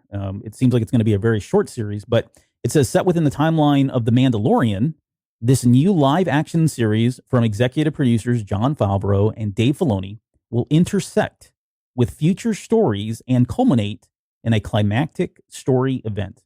So that was kind of dramatic. I didn't mean to be that dramatic about it, but it does. You were probably hoping you would. It does. Boy, it just gets you thinking about stuff, right? Like, okay, so what climactic event is it going to be? How exactly will this tie into it? I love the fact that we've got Dave Filoni and Favreau behind this. It seems like that seems very well planned and thought out for both this one and the one we're going to talk about, which is Ahsoka, right? It seems like they've already mapped this out and know exactly how this is all going to go, which, warms my heart because I think part of the I think rightful feedback that I've given about the sequel trilogy is it didn't seem like they had that in mind. Like it really truly wasn't. It wasn't a coherent story beginning to end. Here, that doesn't seem to be the case. These guys seem to have everything all figured out, or at least have a direction where they want to go with these series. So that in itself is all very exciting stuff. What are your thoughts here? I mean, what could potentially be? And it's so early, so I don't want to put you on the spot too hard here, but a climactic series is at the end of The Mandalorian. Do the stories of Rangers of the New Republic and Ahsoka feed into the climactic event of where we think the Mandalorian story is going to go at some point, or is it some other cataclysmic event that we're not aware of? Because it's hard to think that because we're pushing up against the Force Awakens timeline. Maybe it's some of the events from the Force Awakens that we're not privy to, like a Snoke or something. I don't know, but what are your thoughts around what this possibly could be leading up to? That's where I drift to is going to be the unveiling of the First Order. We get, or Starkiller Base or something major like that. I can't really think of anything else that would really blow our socks off. A Snoke reveal, but again, all of that's kind of related, I believe. But they finally figure out what's going on. We got a flavor of this, the episode before last with the officer from the X-Wing pilots going back and grilling Cara Dune. Yeah. And saying, there's something going on. So we're already getting shades of this that we are going to uncover something. How much are we going to uncover? And if we're really going to bring these 3 shows all together, it has to be something big. And we know the elephant in the room is the biggest event that we have, and that's the unveiling of the First Order. So that's kind of where I'm putting my chips for right now. We don't really have anything else I'm trying to think what else would be in between there, but that seems to be the most likely at this point. What about you? I think so. If I'm being completely rational, that seems something related to the First Order or some event that we're not aware of from the First Order, which is hard to nail down because we did get Bloodline and the Aftermath trilogy, and maybe there were some things in there, but nothing to that would rise to the occasion of a climactic event that would require 3 stories, 3 paths to kind of all come together and kind of finish it off. The only thing that, again, so back in Albert's world, if it really is a Mandalorian retake of Mandalore, maybe all of these people have a part to play in that. I just don't know yet. I think as we get closer to season 3 and potentially season 4 of The Mandalorian, although that wasn't officially confirmed, I think you and I both agree it's probably going to be about 4 seasons before it's all said and done, at least. So that would probably align with this in terms of where this comes out. And if it's a limited series, you would probably expect it for 1 year, a few episodes only to kind of tell the other side. Again, they do this in comic books, right? They have these major events. And then you've got the main storyline, which you can read and read the comic books and understand what's going on. But then they allude to all these side stories that are happening, right? And if you want those stories, you got to go buy that limited series of 6 comics that tells you that story, that kind of gives you the full context. And that's kind of similar what I'm seeing here. This is a side story that helps build and, as a foundation for the main story, which is happening in The Mandalorian. Right. And I can see those. I'm glad you brought it up. I can see these two things melding a bit too. You get like the second siege of Mandalore effectively. And it also starts to uncover what the First Order may be doing. Maybe we also start to see, Rogue One was interesting too, because we know the first Death Star blast was on Alderaan, right? Well, no, then we went back and said, no, we tested it twice. Mm-hmm. So some of that can be merged in there too. And maybe that's what happened. Maybe there's a threat to Mandalore and some of those things where you're right. That makes a lot of sense actually. So I'm going to go more with you than with me. But I think we might still get these flavors of it because we're still teasing the hell out of that on Mandalorian. The new era and Gideon and what are they doing with Grogu now? Mm-hmm. I still think about it, not call him what we want to call him. So there's still so many things that are hinting at that. But I think again, we get through season 3. Let me ask a question. Is this a season 3? These shows start getting active, or is it more of a season 4? So we start seeing this in 2022. Yeah, I'm thinking 2022. I could be wrong. I think they lay the foundation in 2021. Either they're alluding to it or they're dropping hints. So there's these story threads that are starting that don't get picked up, and you start to wonder why. And there are probably some natural conclusions that you can draw to either this show or to Ahsoka in some way. I think that's probably part of the plan. Mm-hmm. But yeah, this is really exciting. I mean, and again, I love the fact that it's Favreau and Filoni that are behind it. I think we're going to get a very, well thought out series. Whether it's good or not, I don't know. But at least they put some time and thought into how it's going to all kind of be connected, which is great. Right, and if that is the case, I think we will see these characters come into Mandalorian, and we'll get a better idea. So if we don't have any announcements for Rangers of the New Republic for during season 3 or something that aligns with the end of next year, then I think we'll definitely see characters show up, and we'll make those connections, and it'll probably be somewhat obvious to us about what their purpose is, and they're introducing them to us, giving that soft reveal, if you will, kind of like what we got with Ahsoka, right? Mm-hmm. So I think that's an opportunity. I think we might see them in season 3, the shows. I think it's possible. I'm not saying it's not, absolutely. Because they're churning out Mandalorian every year, and maybe that's why they're pushing the Mandalorian start, just a few months to give extra time for some of this. I don't know. Yeah. And if it's limited, it's probably not going to be 12 episodes, right? It could be a lot less, or 8 episodes. Maybe it's only 4, which seems doable to me. I don't know anything about this, but 4 is less than 8. The question that's all on our minds, Albert, are we going to get subjected to Dave Filoni acting again? I don't know. I can't help but think we're going to get Carson Teva and Trapper Wolf and Sash Ketter and what was the other one that what's his name played? Job Dodger. Job Dodger. That's the greatest name ever. Right. My guess is we're going to get those, but again, we're in this area where we've got like Team Colossus and Kaz as well. Those seem like the natural Rangers, at least the first 4 that we mentioned, because those are the ones that we've seen. Maybe they introduce other ones. Maybe Poe Dameron's in there. Maybe this becomes, I don't know. Maybe it's the beginning of, well, I don't know. Wait, is this Kaz? No, Kaz wouldn't be in here yet. He's still young. No. Yeah, that's after the First Order's already established when he's. Yeah, no, he's not in this one. But I don't know. I think those 4 guys are definitely contenders to be in the show, and maybe more. Maybe it's a Cara Dune. Maybe she does become a ranger with them as well, since Carson Teva seems to be constantly putting bugs in her ear that, hey, we could really use you, and they kind of alluded in that. It felt kind of weird that they brought that up and they haven't really picked it up, other than the fact that she's now a marshal. But the fact that he was trying to enlist her kind of was a weird thread. That, and again, we've talked about this before. Dave Filoni doesn't do anything just willy nilly. There's always intent behind it, and maybe that was the intent there to plant that seed that Cara Dune would eventually, shift roles here, depending on how things pan out with the Mandalorian. and join the Rangers. And we've got a very familiar character that can kind of bridge those two series together. Right. Okay. There was not a whole lot here, so I don't have anything to talk about. But let's get into this one. This is Ahsoka. And I think this is the one that I think we were all expecting. It was labeled as a limited series. It says, after making her long-awaited live-action debut in The Mandalorian, Ahsoka Tano's story, written by Dave Filoni, will continue in a limited series starring Rosario Dawson and executive produced by Dave Filoni and Jon Favreau. So again, they're behind this one.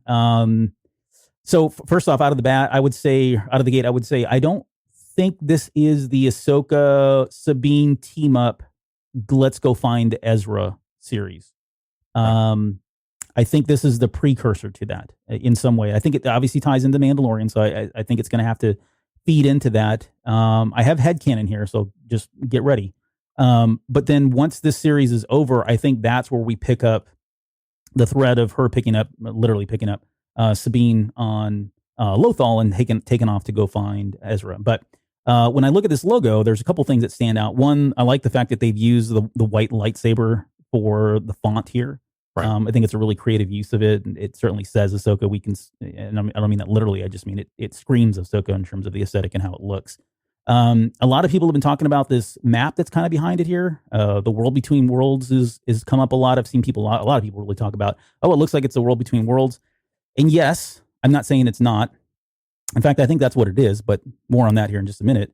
But if you think about it, she's going around right now. She's probably searching the galaxy for signs of Thrawn or on the hunt for Ezra ultimately. And this look here comes up a lot in Star Wars, and they're just star maps, right? We saw it in The Force Awakens when the map comes up, and we've seen it in Rebels, and just name it. It's always been there. So the fact that they're using it is cool, but it does scream a little bit louder to me, like the World Between Worlds. And I wonder if, and I don't know if you're going to like this idea, but I think we've talked about whether or not Star Wars would toy around with timeline changes and all that. I actually would be open to it if it was only Ahsoka. It was a limited series, and that she's using, because we don't know how long she was, we don't know how long she spent in the World Between Worlds and what she did during there. She may be one of the few people, if the only person, that's able to navigate that and understands how it works and understands the ramifications of changing, modifying and changing the past. I mean, she's the one that told Ezra, don't do it, right? But what if we had somebody like that? Or what if we had a limited series where she was in the World Between Worlds, and it gives us the opportunity for her to go back in time to put these pieces together of Thrawn, or where Thrawn is, right? And get to see different perspectives of the timeline from Star Wars. So it's always constantly changing. I'm thinking more like a quantum, Quantum Leap, right? Where she's jumping around at different time periods and stuff, and she's very careful not to mess things up. And it would allow us to jump into like the High Republic, or during the time of the Empire, or maybe she jumps into the future or whatever. But using and utilizing that, even though it's a dangerous concept, utilizing the World Between Worlds to really get a lock on where Thrawn could be or where Ezra could be, and that would then spin up that series once she has a lead. So I don't know. What are your thoughts on that? There's so many things that have to happen to get there, because I believe the portal we had previously is destroyed, so you have to go find another one, right? Because that concentration of the Force, I think the whole temple was caved in. It was all caved in and buried. Yeah, at least that entry point, right? Exactly. Yeah. Man, yeah. There's so many. There are a few directions you can go. I mean, we're definitely getting Thrawn here, right? I mean, I don't. We teased it pretty hard in The Mandalorian. I think there has to be some sort of connection with Thrawn. I imagine he would be the villain of sorts. I generally I'm interested with the idea that you have, though, that she could be jumping in and out. I'm hesitant to go World Between Worlds because there's just so many things that can go wrong.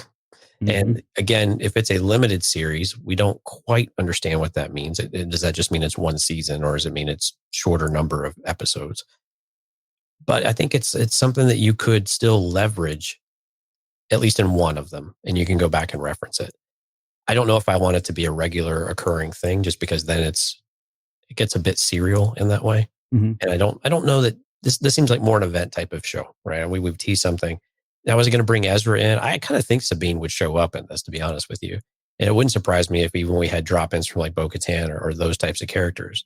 They just kind of come in for an episode and they leave because, again, we might bring them all back later on in some of these other shows. And again, you keep these faces fresh and kind of in your mind across the different contents. But I think it's going to be Ahsoka chasing Thrawn for the most part, and we'll probably get some name drops. It looks like a star chart. You're right, but again, we've got all the writing that we don't understand. Yeah, the old tongue just there looks too similar to World Between Worlds in order for us to completely ignore that at all or dismiss it. Yeah, we can't dismiss any of that, and we've got to give that credibility to it that it might still be relevant here.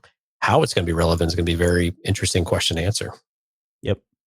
Well, again, the pure speculation. We'll see where this goes here. Hopefully, and maybe there's some leads that we get at the end of season 2. Kind of early, in my opinion, but you never know.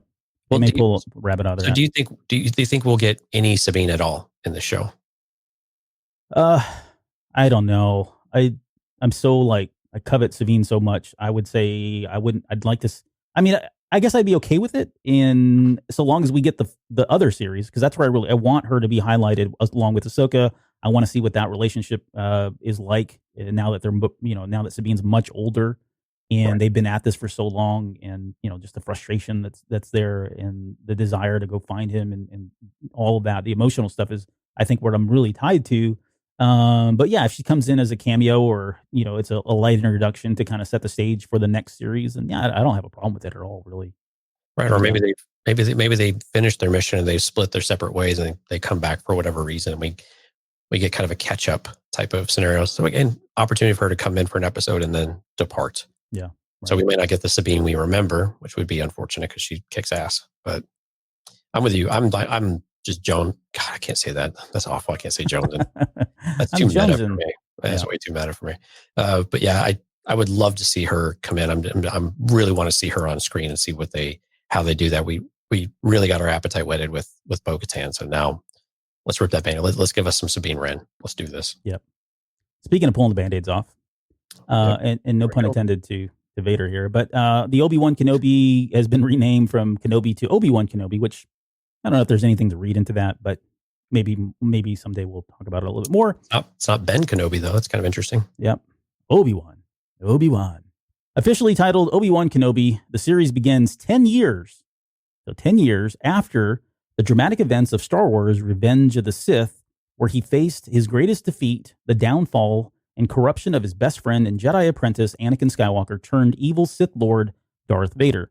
The series is directed by Deborah Chow, which that's so freaking awesome, who helmed memorable episodes of The Mandalorian Season 1. Now, that was all that really they gave us. They broke away to a reel. I've seen a number of credible sources that have given us some insight into what that looks like here. It was just footage. It was interviews only, so there was no footage that was shown in this. It was just kind of Hayden Christensen talking, doing that sort of thing. And that footage was shown exclusively for the investors, which, again, if they're not showing footage, I don't really understand why. Maybe it's just a perk of being an investor. You get to have a little bit more information. I guess that's it. But I did see where somebody had quoted her from the footage that was shown to the investors. She said, just being a Jedi, it's not safe. So it sounds like he is on the hunt, or he's being hunted in some ways. And I meant to include it and I forgot to get it.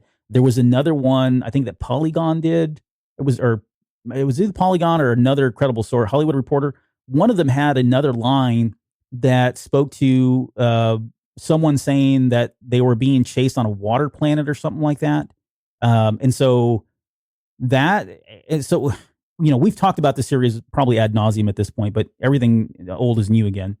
And at the time we were going back and forth on whether or not we felt like he had to be landlocked on Tatooine. Is there enough story there on Tatooine? And do we need to leave? But I think we got a hard confirmation that he is indeed going to leave the planet, which seems counterintuitive because his whole lot in life at this point is just simply monitor and protect what he thinks is the chosen one, Luke Skywalker. So yeah, I don't know if they're changing that a little bit, or maybe there's other factors that are playing into it that kind of give him a little bit more comfort level with go ahead and leaving Tatooine and leaving the child alone in that way. But I guess give me your thoughts on, Kenobi as it stands right now and, what we expect to see here. Right. And we didn't even talk that, Hayden Christensen's back in. Take it away. Yeah, bring it up. Yeah, I mean, yeah, and so Hayden Christensen is back as Darth Vader, and they apparently will have interaction. They will have a conflict. Kathleen Kennedy called it what would she say, like the greatest battle of this. I don't know what it was. What was her quote? She said this will be the greatest rematch of the century. Rematch of the century. There we go. So very curious. I know some people are getting rubbed the wrong way about that, about Obi-Wan and Vader meeting in between, these meeting in between this this moment and A New Hope. And if we go back to EU, it happened there, right? There was a confrontation, and just like there was with Luke, and so there are these moments that are, and we can borrow from these things, and it's going to be interesting how they write this, though, because you're right. His mission is to protect Luke. Now, you could make arguments that I am protecting him by leading someone away from Tatooine, or maybe it doesn't seem realistic that Luke would leave Tatooine, because the whole premise is he's never going to get off this rock, right? Yeah, right. And I mean, maybe that's just a teenage way of thinking of it, but it kind of, starts to beg the question of, has he ever left Tatooine? It means more if he hasn't, right? Let's give us the pure farm boy type of experience here. I don't believe he has, by the way, but yeah, I agree with you. And Luke will be about 10 years old in this. So do we see a young Luke Skywalker? And I think the answer might be yes. I think we do. Yeah. But again, we can't have Vader on Tatooine. No, I don't think we can. I mean, he hates sand, and I imagine it gets all up in the gears and everything. And right. He's like deterrent. 3PO. Yeah, he'll need an oil bath just to clean it all out. Yeah. But I wouldn't be surprised. I mean, they got to move this thing around, right? And I hope that it's not herky-jerky. I hope they're just a breakneck speed of like flipping between locations and there's got to be a reason. We've got to have a really smooth storyline, really, really tight thread that this makes sense, to where we eventually bring them together, probably in the very last episode or something to that effect. Yeah, I think they lead up to that, right? Yeah, I'm with you. Right. But I mean, you and I, we want interactions with Qui-Gon. So do we get a Liam Neeson type of thing? Do we have those moments with Yoda? So do we have Frank Oz coming back? This series has a lot of opportunity to bring in some of those aspects that we are curious about, and that we've enjoyed speculating about Obi-Wan's journey between all of this time and what it is he's actually doing. So we know that he has training to do. If we think back to the original end of the Clone Wars cartoon series, Yoda went on this vision type of quest, right? To learn how to basically transcend the Force and retain your spirit that Qui-Gon could never quite finish. And he went through all of that. So is this Obi-Wan's way of doing it as well? And again, are we going to finally get the resolution of Vader's quote? I haven't felt, my old master's presence since, and he drifts off. Yeah. We think that's Revenge of the Sith, but maybe it's maybe this is going to be that moment. Yeah, I think about that quote, and I think about, we meet at last. I was the master, and I was the learner, and you were the master. That whole quote, I'm really botching that one. I apologize, but yeah, I mean that quote has always been. We always said, okay, well, that's back when they fought on Mustafar, and that's kind of a game changer. He's actually talking about another time, and I think that's where we're going to see it here. And it seems like it's probably going to be too on the nose, but I would expect them to kind of say, use those terms to kind of really tie that quote together of master versus learner. There's Deborah Chow. I'm sorry, I got so lost in what you were saying that I completely forgot to put the slides up here. But there's Deborah Chow, Obi-Wan Kenobi, played by Ewan McGregor, and then of course Hayden Christensen coming back to play Anakin Skywalker. And for people who want to remember, Deborah Chow, she directed The Sin and The Reckoning, 2 episodes which were absolutely amazing. So I think we're in really good hands with this one. And like you were saying, Deborah Chow she's fantastic. Yep. There's the filming, I think, is starting in March of 2021. Right. And I think it's slated for 2022 is what it said. So I'm thinking in the spring, because if they're going to film that early, you figure 6 months of production. Again, all this is contingent upon COVID and restrictions and all that, but that would be my guess, is it would probably be like a spring release. I don't think they would steal on. Maybe, I don't know. I guess it really depends on how long it is and how much they're putting into it. But right. And they actually had some behind the scenes of some of the stuff about how they're protecting they've been able to build these sets and this new, whatever the 360 thing was, they've been doing for Mandalorian. That's enabling them to still make content while keeping the group of people tight and small, so they can operate safely even during a really challenging time to travel and everything else. So they're still able to make content. Although we did hear numerous times that there were delays due to COVID, and so it is expected. But if they're already targeting March and talking about it, they must have a solution, or they're going to continue what they've been doing with Mandalorian because it's been working and they've been able to keep everyone healthy. Yeah. I guess my final thoughts on this one, a couple things. One, I expect them to get off of Tatooine. I don't think they'll be out there long. I think it's kind of I've got to go out here, but we're coming right back. Again, to your point, I don't think he's going to be away too far because, again, he feels like that is the chosen one. That's where his mindset is. And we know that from Star Wars Rebels, right? Right. So that's number one. Number two, the fact that they're bringing Hayden Christensen back says that they're going to use his face to me. Like, I don't see why they would do that. They would have no reason to bring him back. They could have used anybody other than just, we're going to, bring him back into the Star Wars family and, because he did such a great job for us. But I think there's more there. Now, whether that's him, I think we're going to see him taking his helmet off. Again, it's going to be a balance between, we've got Hayden back, but the series is called Obi-Wan Kenobi. Some would argue they're one and the same because of the relationship and all that. So that maybe it's equal time. I don't know how much time is going to be spent on Vader Vader, but they're probably going to capitalize on the fact that it's Hayden Christensen and we're going to see his face. So it could be him simply just taking his helmet off at some point and getting into a back to tank, or we see him in the back to tank, or we see these, very personal moments of him reflecting on Obi-Wan as he's meditating and he's not wearing his helmet, right? And we get to see what that looks like. Or I think it's going to be a very sad series when we see Anakin Vader. We just know that from the comic books. I mean, he's perpetually tortured and he is just, he's bottomed out. I mean, he has no self-worth. I mean, there's all kinds of stuff, especially in the comic books. This is where it all comes out. You really feel he's a very pitiful character. You feel very sad and sorry for him. So hopefully we see all of that. It could be Force visions. It'd be cool if we get a Force vision or a dream of some sort where he's with Padme again and they bring back, what's her name? Natalie Portman. Yeah, Natalie Portman. She's available. She's probably a little bit older looking, but she still looks pretty young. So Right.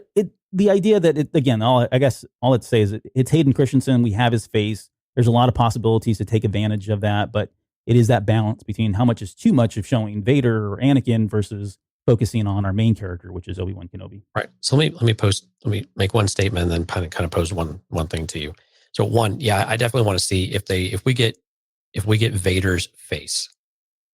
I so badly wanted to see what his stage is and what they decide to do with that, because I think it would be really interesting. This halfway point, well, I guess like 40% waypoint of when we see his face in Return of the Jedi, right? Mm-hmm. So I think that would be really interesting and really curious how they would do that visually.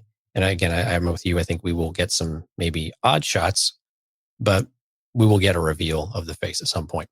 Now, the thing I want to pose to you, though, because we did see this in the comics, and you and I have talked about this a handful of times. You had the Star Wars flagship comic, and you also had the Vader comic, right? Yeah. So we had two stories that were going on at the same time, but they were from different perspectives.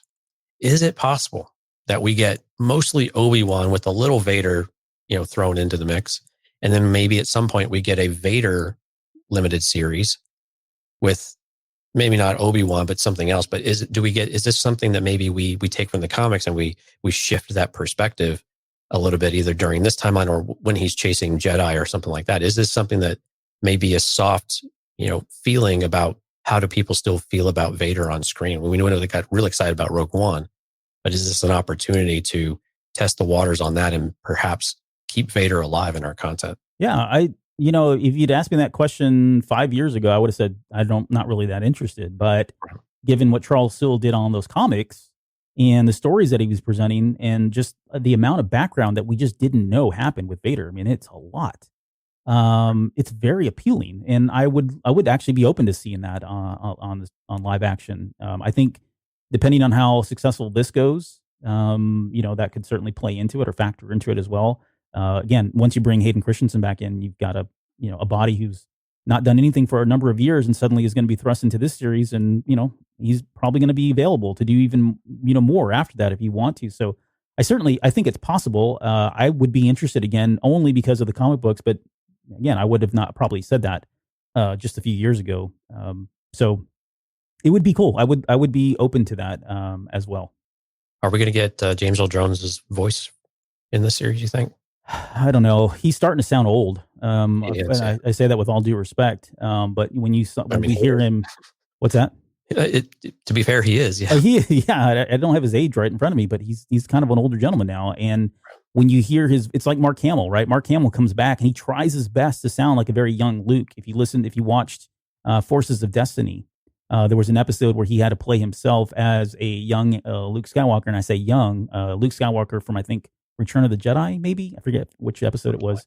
But yeah, it doesn't sound the same. Like he sounds like an older Luke Skywalker, and it's hard for him to mask that. So, same thing with Darth Vader, James Earl Jones. We hear his voice in the Clone Wars, right, in season 7, or even Rebels.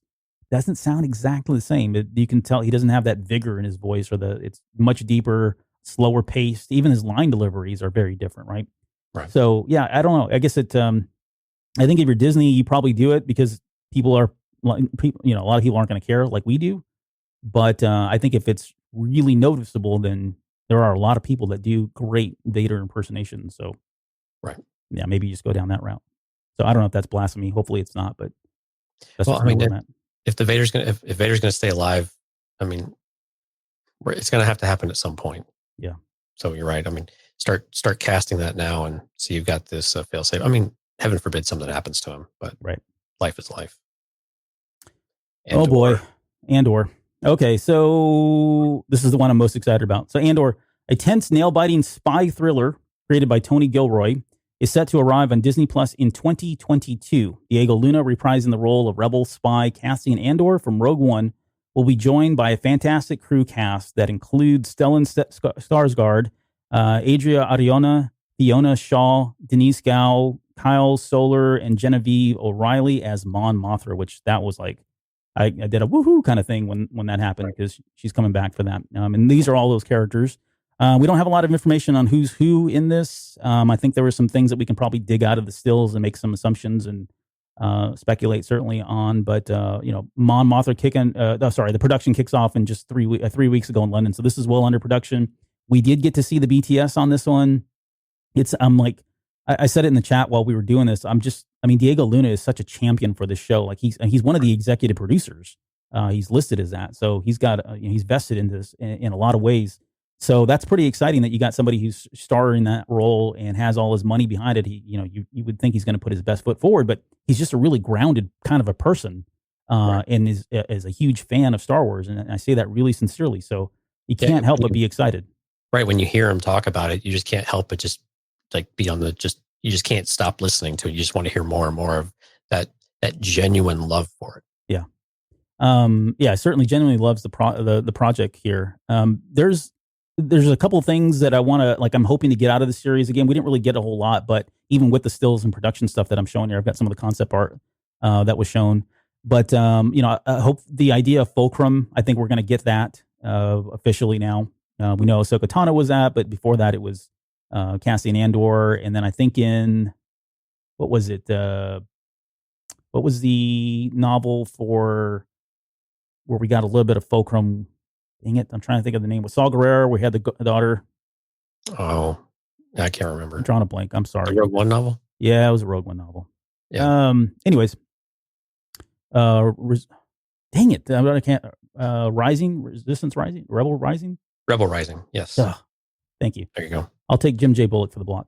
Rebel Rising. So in that one, we got they mentioned it in there, but the point is the idea that Fulcrum will get to see the beginning of that, right? The birth of that and what that looks like and how that kind of plays into Ahsoka novel and certainly into Star Wars Rebels and all that. That's really good stuff. In the stills that I've got up here for the concept art, I think we talked about this when the Andor series was released about where we would get him in the timeline. I think it's going to be kind of like Mando. I think we're going to get flashbacks, right? I think the fact that he says some of us have been in this war since we were, 6 years old or whatever the quote is from Rogue One. I think I think we're alluding to when I don't think they had the intention at the time, but now it seems like that would be a really cool concept to talk about his very humble, meager beginnings and what the Empire did to him that put him in the position to want to rise up, both he and his family or his city or whatever, his society. And I think what you see here, you've got a picture, if you can see there in the middle, it looks like I'm assuming could be a young Cassian Andor as a kid. So maybe this is a flashback, or maybe the series starts here and it's not flashbacks, but it's a series of episodes that flash forward. Every episode it changes another year, and he's a little bit older. You kind of get that background in there. Again, pure speculation on my point, but it would be interesting to kind of see that kind of a thing here. Yeah, I mean, and visually, what we're seeing here really does feel like Mandalorian. This feels like it's going to fit that style most likely. And for those that may not be as familiar, Tony Gilroy did the Bourne movies, so he has this kind of this spy action type of background that really played well, and those were really good movies, especially the earlier ones. So I think this is a director that, or creator, I guess overall, that is going to bring something unique to it. But and again, I think it's going to fit the style of The Mandalorian, which I think is a good thing overall. Mm-hmm. Is it too much like it? I think is a little bit of the concern, because I'm with you. I think that we're going to get flashbacks. We're going to see, the beginning stages and go back a little bit. Are we going to get a lot of flashbacks? I think you have to temper it after a time. If you've got a really compelling story, you can go back a few times like we did see. But I overall, I think you temper it a bit and you focus on what you're trying to accomplish here. And with the cast that they've got, they've already named, and then there are all sorts of people you could bring in for cameo type of things in this era, which it would be really fun. There are a lot of different directions you can go with it. I'm really curious what the spy aspect of this really looks like. Is it really Black Ops type of thing? Are we going to see the darkness in what the rebellion is having to do in order to achieve their goals, and the compromises they're going to have to make, maybe their own moral and ethical values, in order to progress their cause, because they just feel like there's no other way. So there's some really interesting moral and ethical type of things we could explore with this series, and I really do hope they get to that level of kind of grit for it, so that we have to question a little bit about the rebellion. I know they're going to probably be very hesitant about making this, villainizing the rebellion, but we kind of did with the Jedi before, so I think it's on the table. Yeah, I think it's about grounding the rebellion a bit, right? So no one's necessarily altruistic and all of this stuff. We didn't, we started for the right reasons, but did we? I mean, we kind of got this in Rogue One. We're still doing things that clearly are not right, but we feel like we have to for X, Y, and Z reason. So I'd like that aspect of it. I imagine they'll explore a lot more of that. And I think so. When I think of like children, and I don't think I've got the picture here. Let me see. I don't have it. I had another one. There is one that you see. I don't want to I'll come back to that slide in a second. There is one that you see where you've got all these real life pictures. Like if you pause it during the BTS stuff, behind the scenes stuff, they've got all these Polaroid and pictures up on a wall, and their pictures are real children. And these children are in like impoverished and undeveloped countries, and you see them doing different things. You've got some that are literally laying on dirt with a straw structure of some type over them, right? You see the poverty and the despair, right?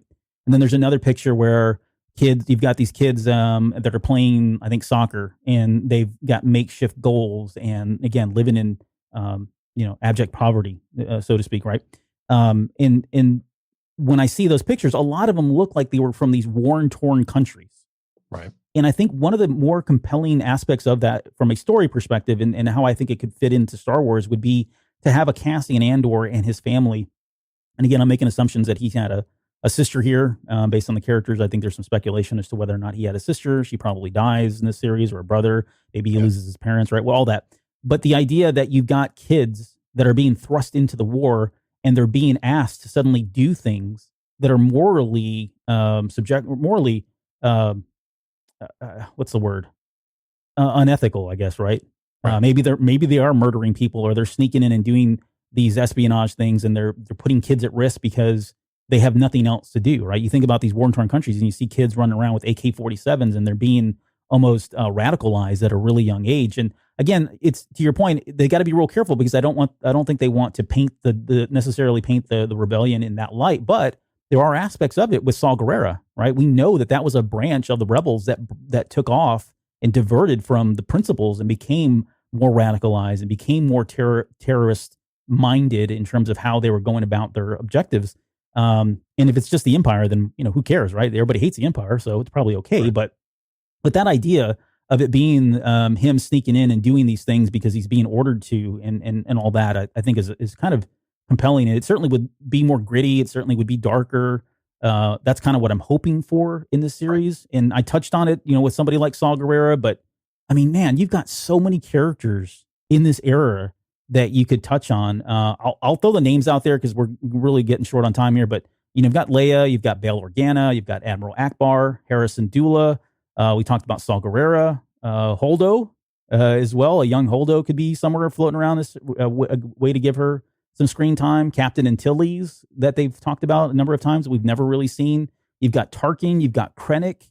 You put one in here last minute, Hondo, right? I didn't even think about that. I mean, it's just, again, there's a wealth of characters that are available and at your disposal to introduce and kind of show, some of the ties or how some of the influences that they had on either him or the rebellion itself. But any of those really strike your interest? I think Antilles makes a lot of sense to come out. I think the issue with Tarkin, I like the idea of Tarkin quite a bit, actually, but I think the issue with Tarkin doing that visually, I don't think they could go through that expense again to do what they did for Rogue One. Saw Gerrera makes the most sense, though, right? Because we've already established him in the Rogue One kind of realm of things. We know there's a negative history. We've got the background, but we don't know what happened in this kind of middle-ish time frame. We had a little bit in Rebels, right?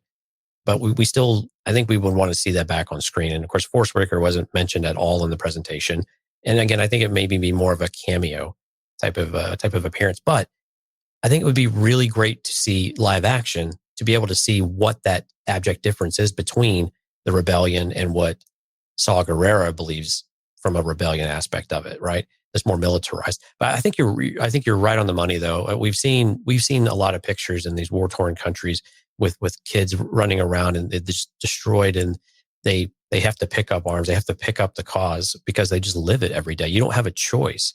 And I really do like the idea in these flashbacks. We see what happens. We see the effect of the Empire. We see this turn of what people think about the Empire. And I would really like to see that again, that I mentioned a pivot earlier. I don't know why I'm stuck on pivots all of a sudden. I love pivot tables. Maybe that's why it is. But you can start to see this pivot of people's opinion and perception of the Empire. We saw that a bit with Solo, right? But we can continue seeing more of that as, again, these things continue to impact their worlds and destroy everything that they know. And then how do they get hooked up with some of these folks? And it would be really interesting if you have a Saw type of character and we get kind of ideas of Jyn Erso, but clearly they're not going to come into contact, but they're kind of just missing each other type of deal. And with relation to Saw. So I think you could even bring in, maybe you get Jyn back. Maybe. I also had, I skipped over this part. I don't know why, but I was going to lead in with Enfys Nest and the Cloud Riders. I mean, that was a thread that was opened up. Like that was the beginning of the rebellion from Solo, a Star Wars story. But where are they at this point, right? Right. They could easily play into this or we could see the next evolution of them or a more mature Enfys Nest. And, he's teamed up with them or, they're part of some splinter group or whatever. I mean, again, I don't know how long the series is planned on going, but there is a lot of untapped potential here. And the fact that you've got somebody like Diego Luna playing Cassian Andor in the lead really lends itself to a great series like this. Again, this is the one I'm probably the most excited about for a lot of different reasons. But I do want to touch just one quick thing as well. Before we get into the Bad Batch, I threw this up there, and again, this is Albert in tinfoil hat theories. But when I was going through and looking at this, there's a picture down here on the bottom left-hand corner of what looks to me like possibly a Quinlan Vos, only because of the lines, and I forget what there's a name for that, the race that they have those white lines under their eyes. But again, I don't know. It seems like we keep trying. I'm going to throw you in with me here. It seems like we keep trying to find a way to get Quinlan Vos back into it, but for good reason. He's such a great character, and if you read Dark Disciple, you cannot read that book and walk away from it thinking I need more Quinlan Vos, and he's such a compelling character. We know he's alive during this time point. He did survive Order 66. So I don't know, maybe he is there. It would be a way to introduce some Jedi influence. And so maybe he's not even maybe we don't even know, or somebody like Cassian Andor or the Rebel Alliance doesn't even know that he is a Jedi. He's living on, he was always again, the dark ops or black ops secret mission person for the Jedi. And what do we got right here? We got a spy thriller. We've got a Cassian Andor doing the same thing, but without the Force. So any thoughts around this? Well, a lot of the thoughts I had about Mandalorian start to resurface. Do we need Jedi? Do we want Jedi? Do we want that aspect in this show? We have now introduced it into Mandalorian. So is it important for us to continue to reintroduce Jedi in different ways? And this is a very sensitive time because they're underground. And so I think there is a possibility here, whether it's Quinlan Vos or not, but just a possibility of Jedi in general, because we know that they're underground. We know some survive. We know Quinlan was one of those. So yeah, do they come across them throughout this rebellion, or do they recognize them? Quinlan Vos, man, I love Quinlan Vos. I want him to have his own series because I think there's so much you could do with this character. Anytime we've got him, the writing has been fantastic. And the idea of psychometry is such a wonderful idea of being able to tap into these types of things. It's really cool. They've done TV shows on this type of thing before. I don't think this is Quinlan Vos, though. I think some of this looks a bit like lighting, or shadows and things like that around the face. But I mean, it's tough. I mean, it's a blown up image. It's difficult to see all the detail of what they're wanting to show us. And, when it comes towards the nose is the part that calls into question. If it was just the cheekbones that were highlighted, that would be something different, but it does seem to come towards the nose. So I mean, it's not a 100% not him. And you've got to keep it on the table that maybe they will bring this in. And you're right. The way that he operates makes a lot of sense. And we also know that Quinlan Vos often doesn't operate with his lightsaber. Right. He runs around without it. Exactly. He uses a blaster. He kind of looks like the kind of the everyday, guy that's dirty and just making his way through the galaxy type of thing. Yeah. So you could really get into that, and you could have him have these abilities, but he's having to hide them a bit. So there's some different things you could do, and it would be really curious if they decided to bring that in, because, man, I would probably be over the moon if Vos ended up showing up somewhere. Yeah, and I think it'd be a natural bridge. Like, how did Ahsoka get into Fulcrum? I don't know. Maybe he is the one that's kind of merges the two, right? He's the one that helps to hand off Fulcrum to somebody like Ahsoka Tano, who is a Jedi. Like, you know what I mean? Like, that right. Seems like a natural bridge. But so, does this concern you at all about too many connected items?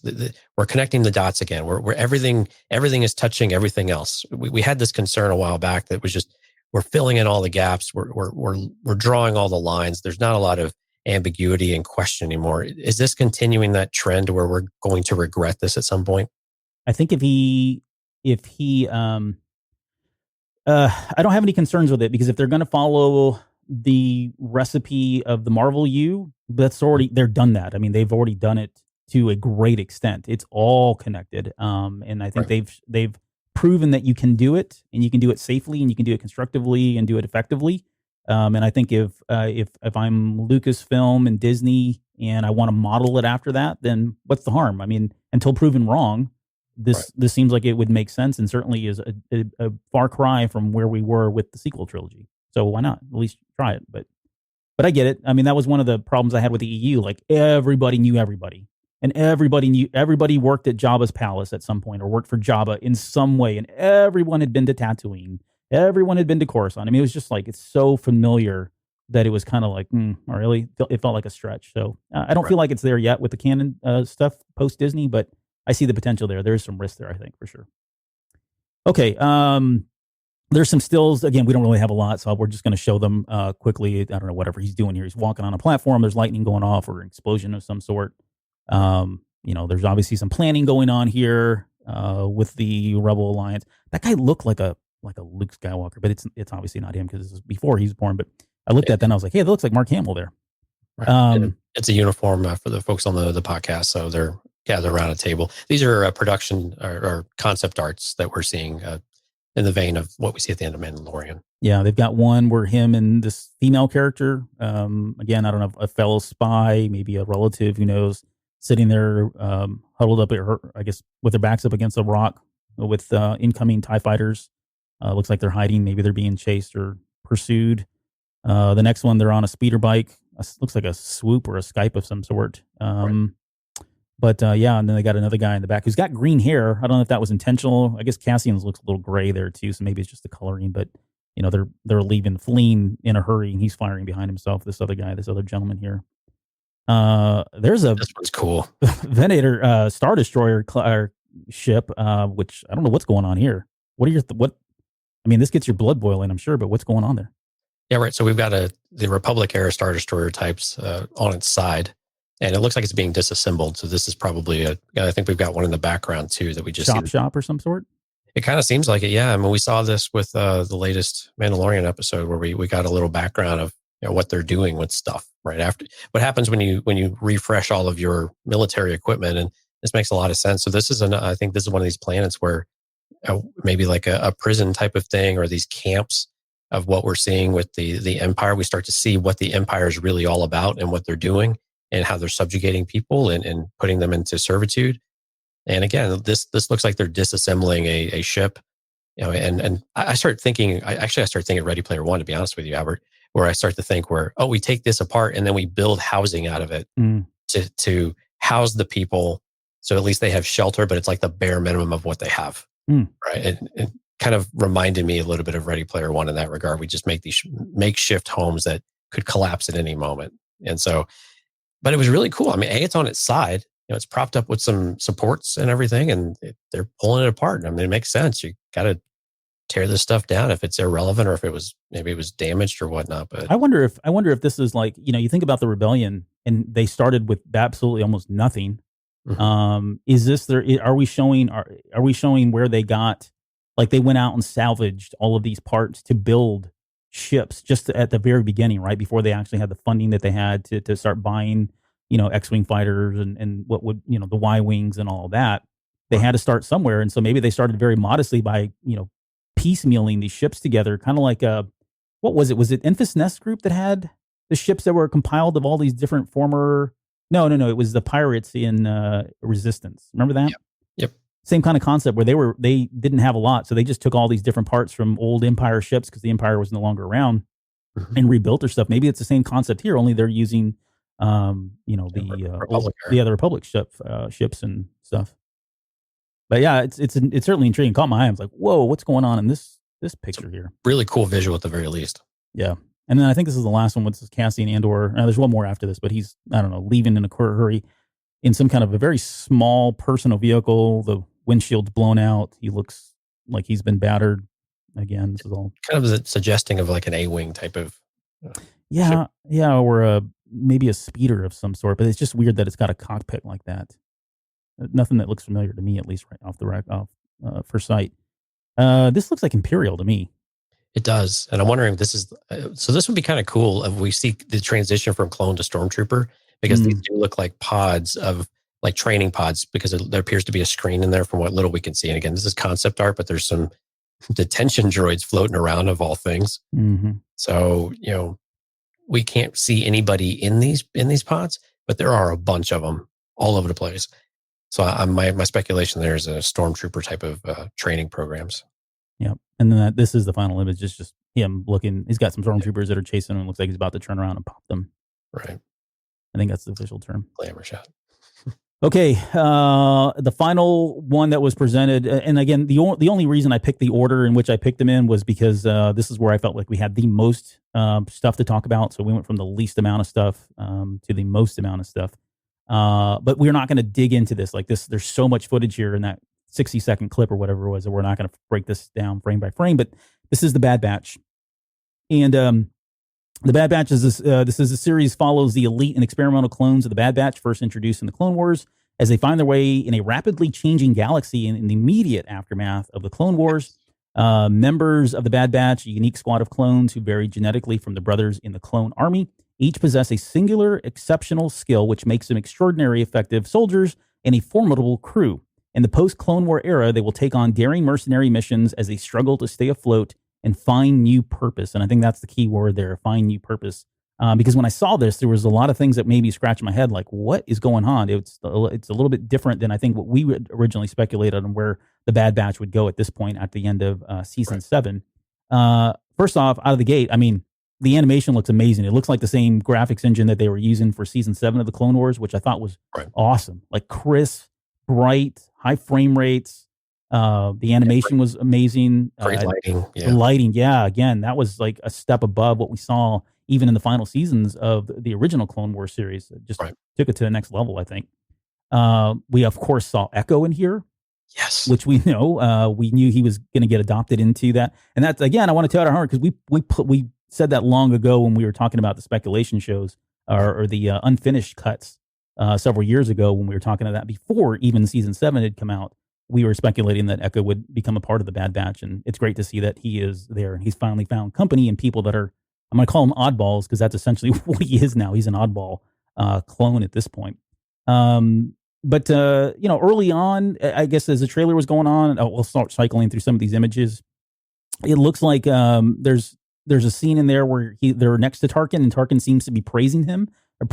So it sounds like they're starting off as part of the Empire. Maybe people think their inhibitor chips were activated, and they're kind of just playing along with it and running on these missions and realizing that, okay, this is very different.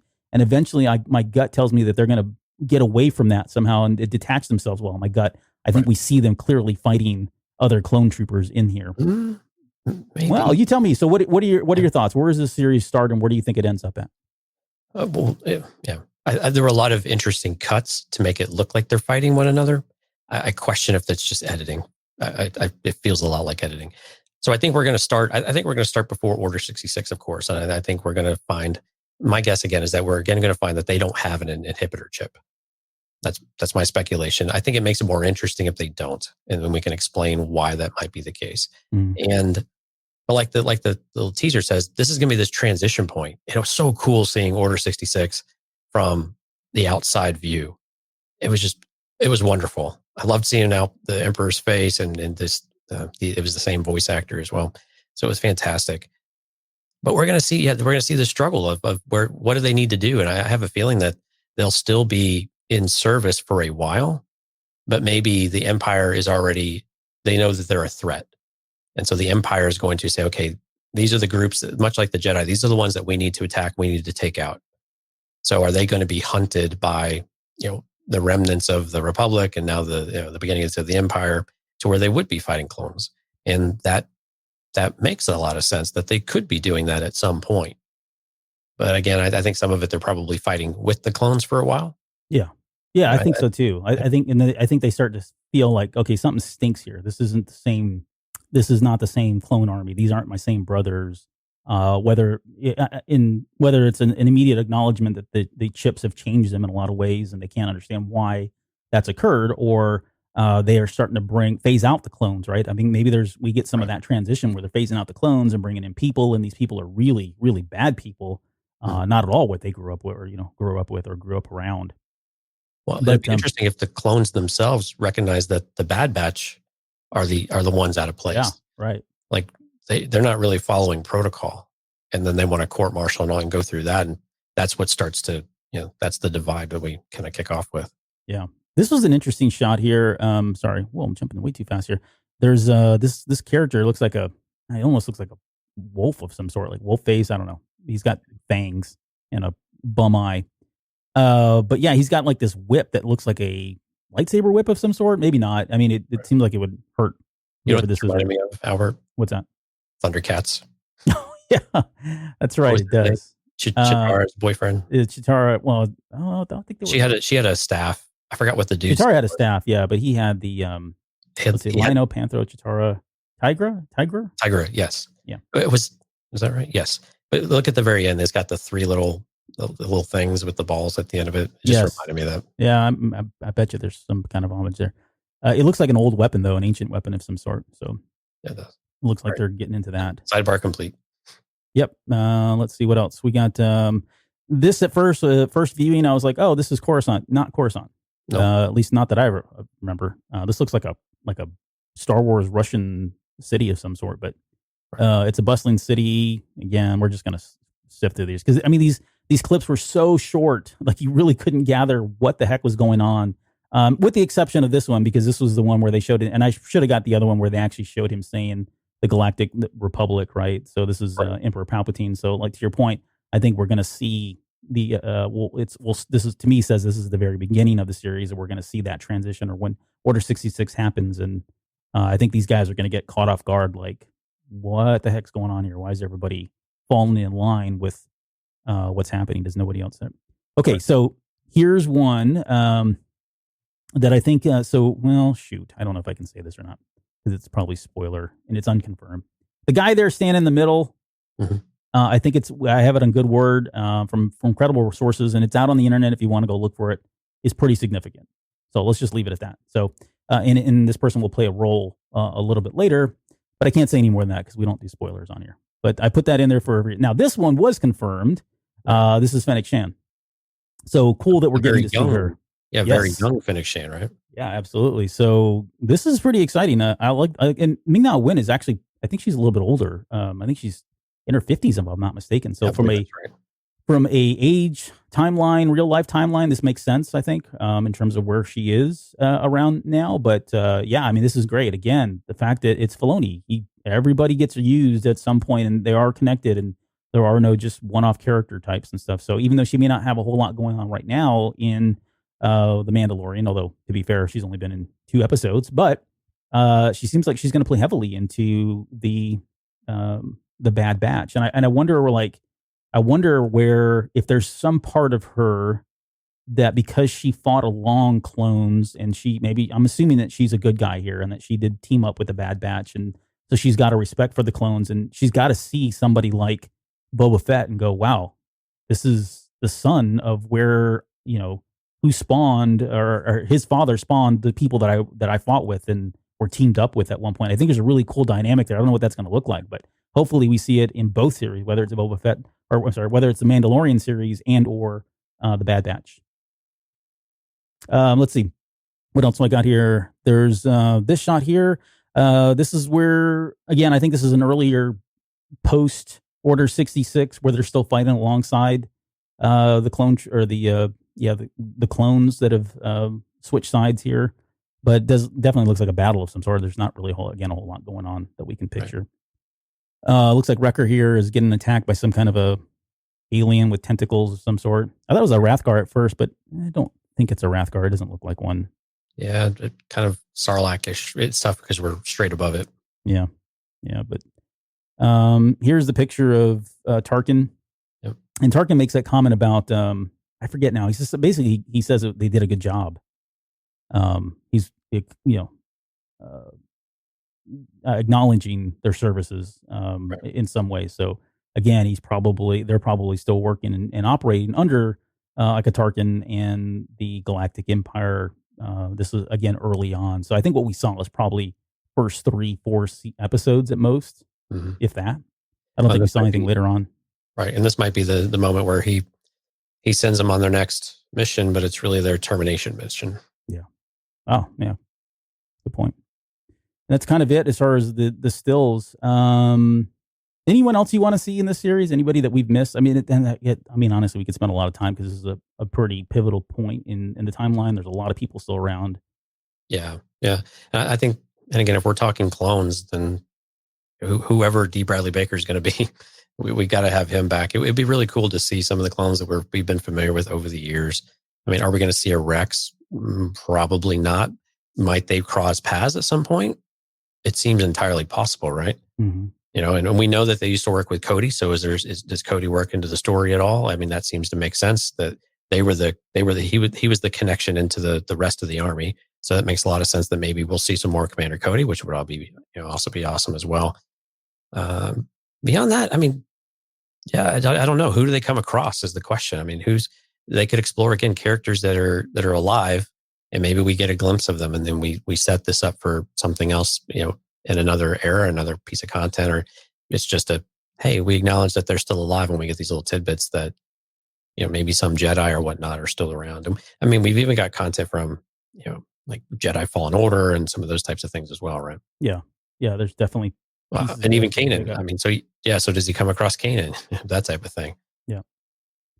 Anyone for you? No, I mean, honestly, there's, again, the amount of speculation in terms of who else could show up here. I think a lot of the old Empire folks are probably good candidates to show up. It'd be cool to see Yularen. Oh yeah, no, absolutely. Yeah, right. I'm trying to think of other characters from like Rebels that we would potentially see. Hondo's already out there as well. He's like the boss, right? We keep putting him in everything because he's been in everything. But he's got to show up at some point here. It's just a numbers game. But yeah, this is the one I'm probably the most excited. Well, no, I'm not. I'm most excited about Cassian Andor. But this one really looks great. I was surprised. We talked about before it came on air, 7 or 8 hours ago, that that was a joke. Yeah, about like Bad Batch, I was like, I'm not really all this interested in this, or all that interested. I don't understand why we're doing this, or it didn't really generate a lot of enthusiasm. I thought it was okay; they were good shows. But when they showed the era and when the challenges of this and the Order 66, we wanted to see what the impact of Order 66 was, and we've not had this really from this perspective since the Republic Commando books. God, I know everyone's tired of me saying this, but this is about the closest we're going to get to it, I think. And so that really excites me. And it came from a place I did not expect it to come from with the Bad Batch. And I am shocked how surprised or how excited I am. This is probably in my top 3 of all the shows we had of which ones that I'm looking the most forward to. Yeah. And this one's coming. I mean, this one shouldn't be all that far away, I wouldn't think. No, I think it's next year. Date. Yeah, I think it's next year though. Yeah, I'm thinking 2021. Yeah. All right. Maybe it fills in the time gap after Mandalorian. I don't know. It seems like it's pretty far along. But I guess we'll find out here soon enough. All right. Well, that was the last one. Hopefully that was, a very thorough, leave no stone unturned look at all the new 10 series that were announced yesterday.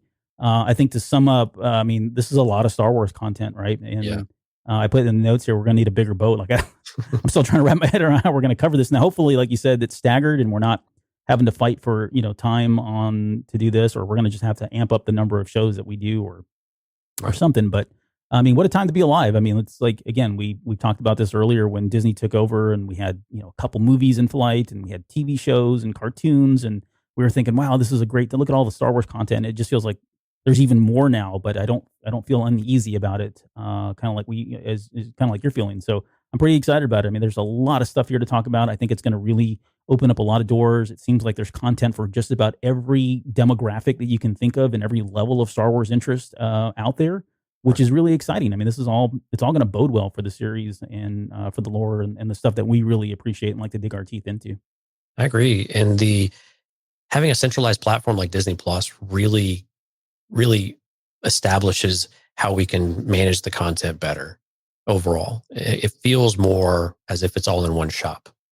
And so we just get this continuity already because we're not going to have to go all of these different places. I'm not going to have to go to Disney Now or watch Disney Channel or go to the movie theater or whatever. Yeah. We've got it all in the centralized place.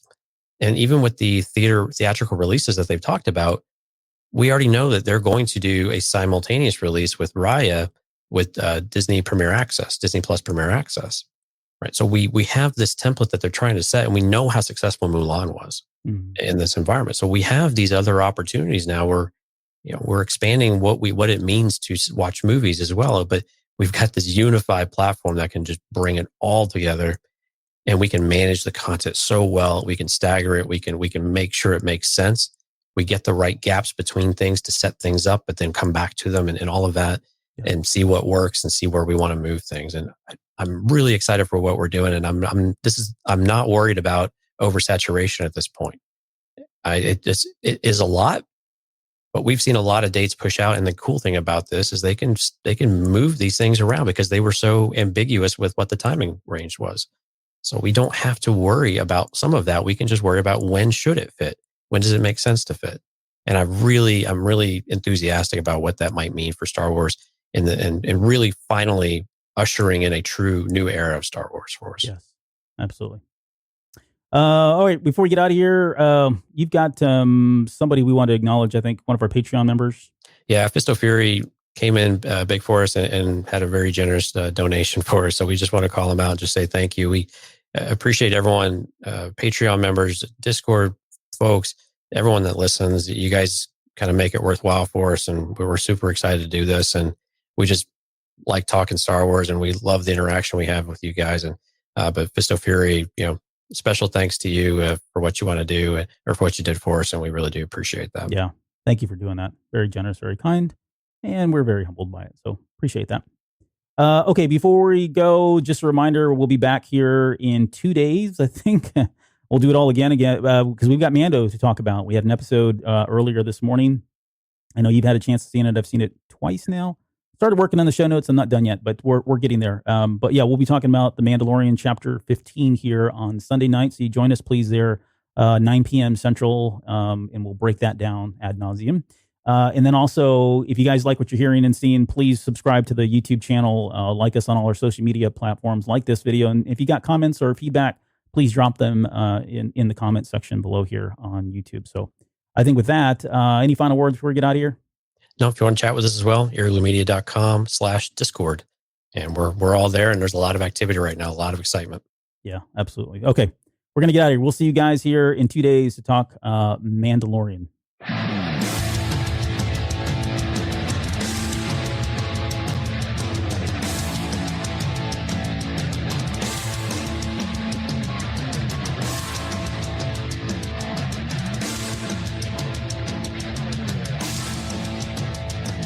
You're still listening? Wow, that's amazing. Well, I'm here to give you the disclaimer. Normally we do a big, long, drawn-out disclaimer thing saying what's what and who's what and all that other stuff, but I think you guys kind of know that Lucasfilm and Disney have no affiliation with us at all, and we have none with them. We talk about Star Wars, which is their property and all that other good, fun stuff, but I think you can tell which is our stuff and which is their stuff. If you can't, well, then send a lawyer to send an email to me, and I'll be glad to chat with them. Other than that, you know what's what, so that's your disclaimer.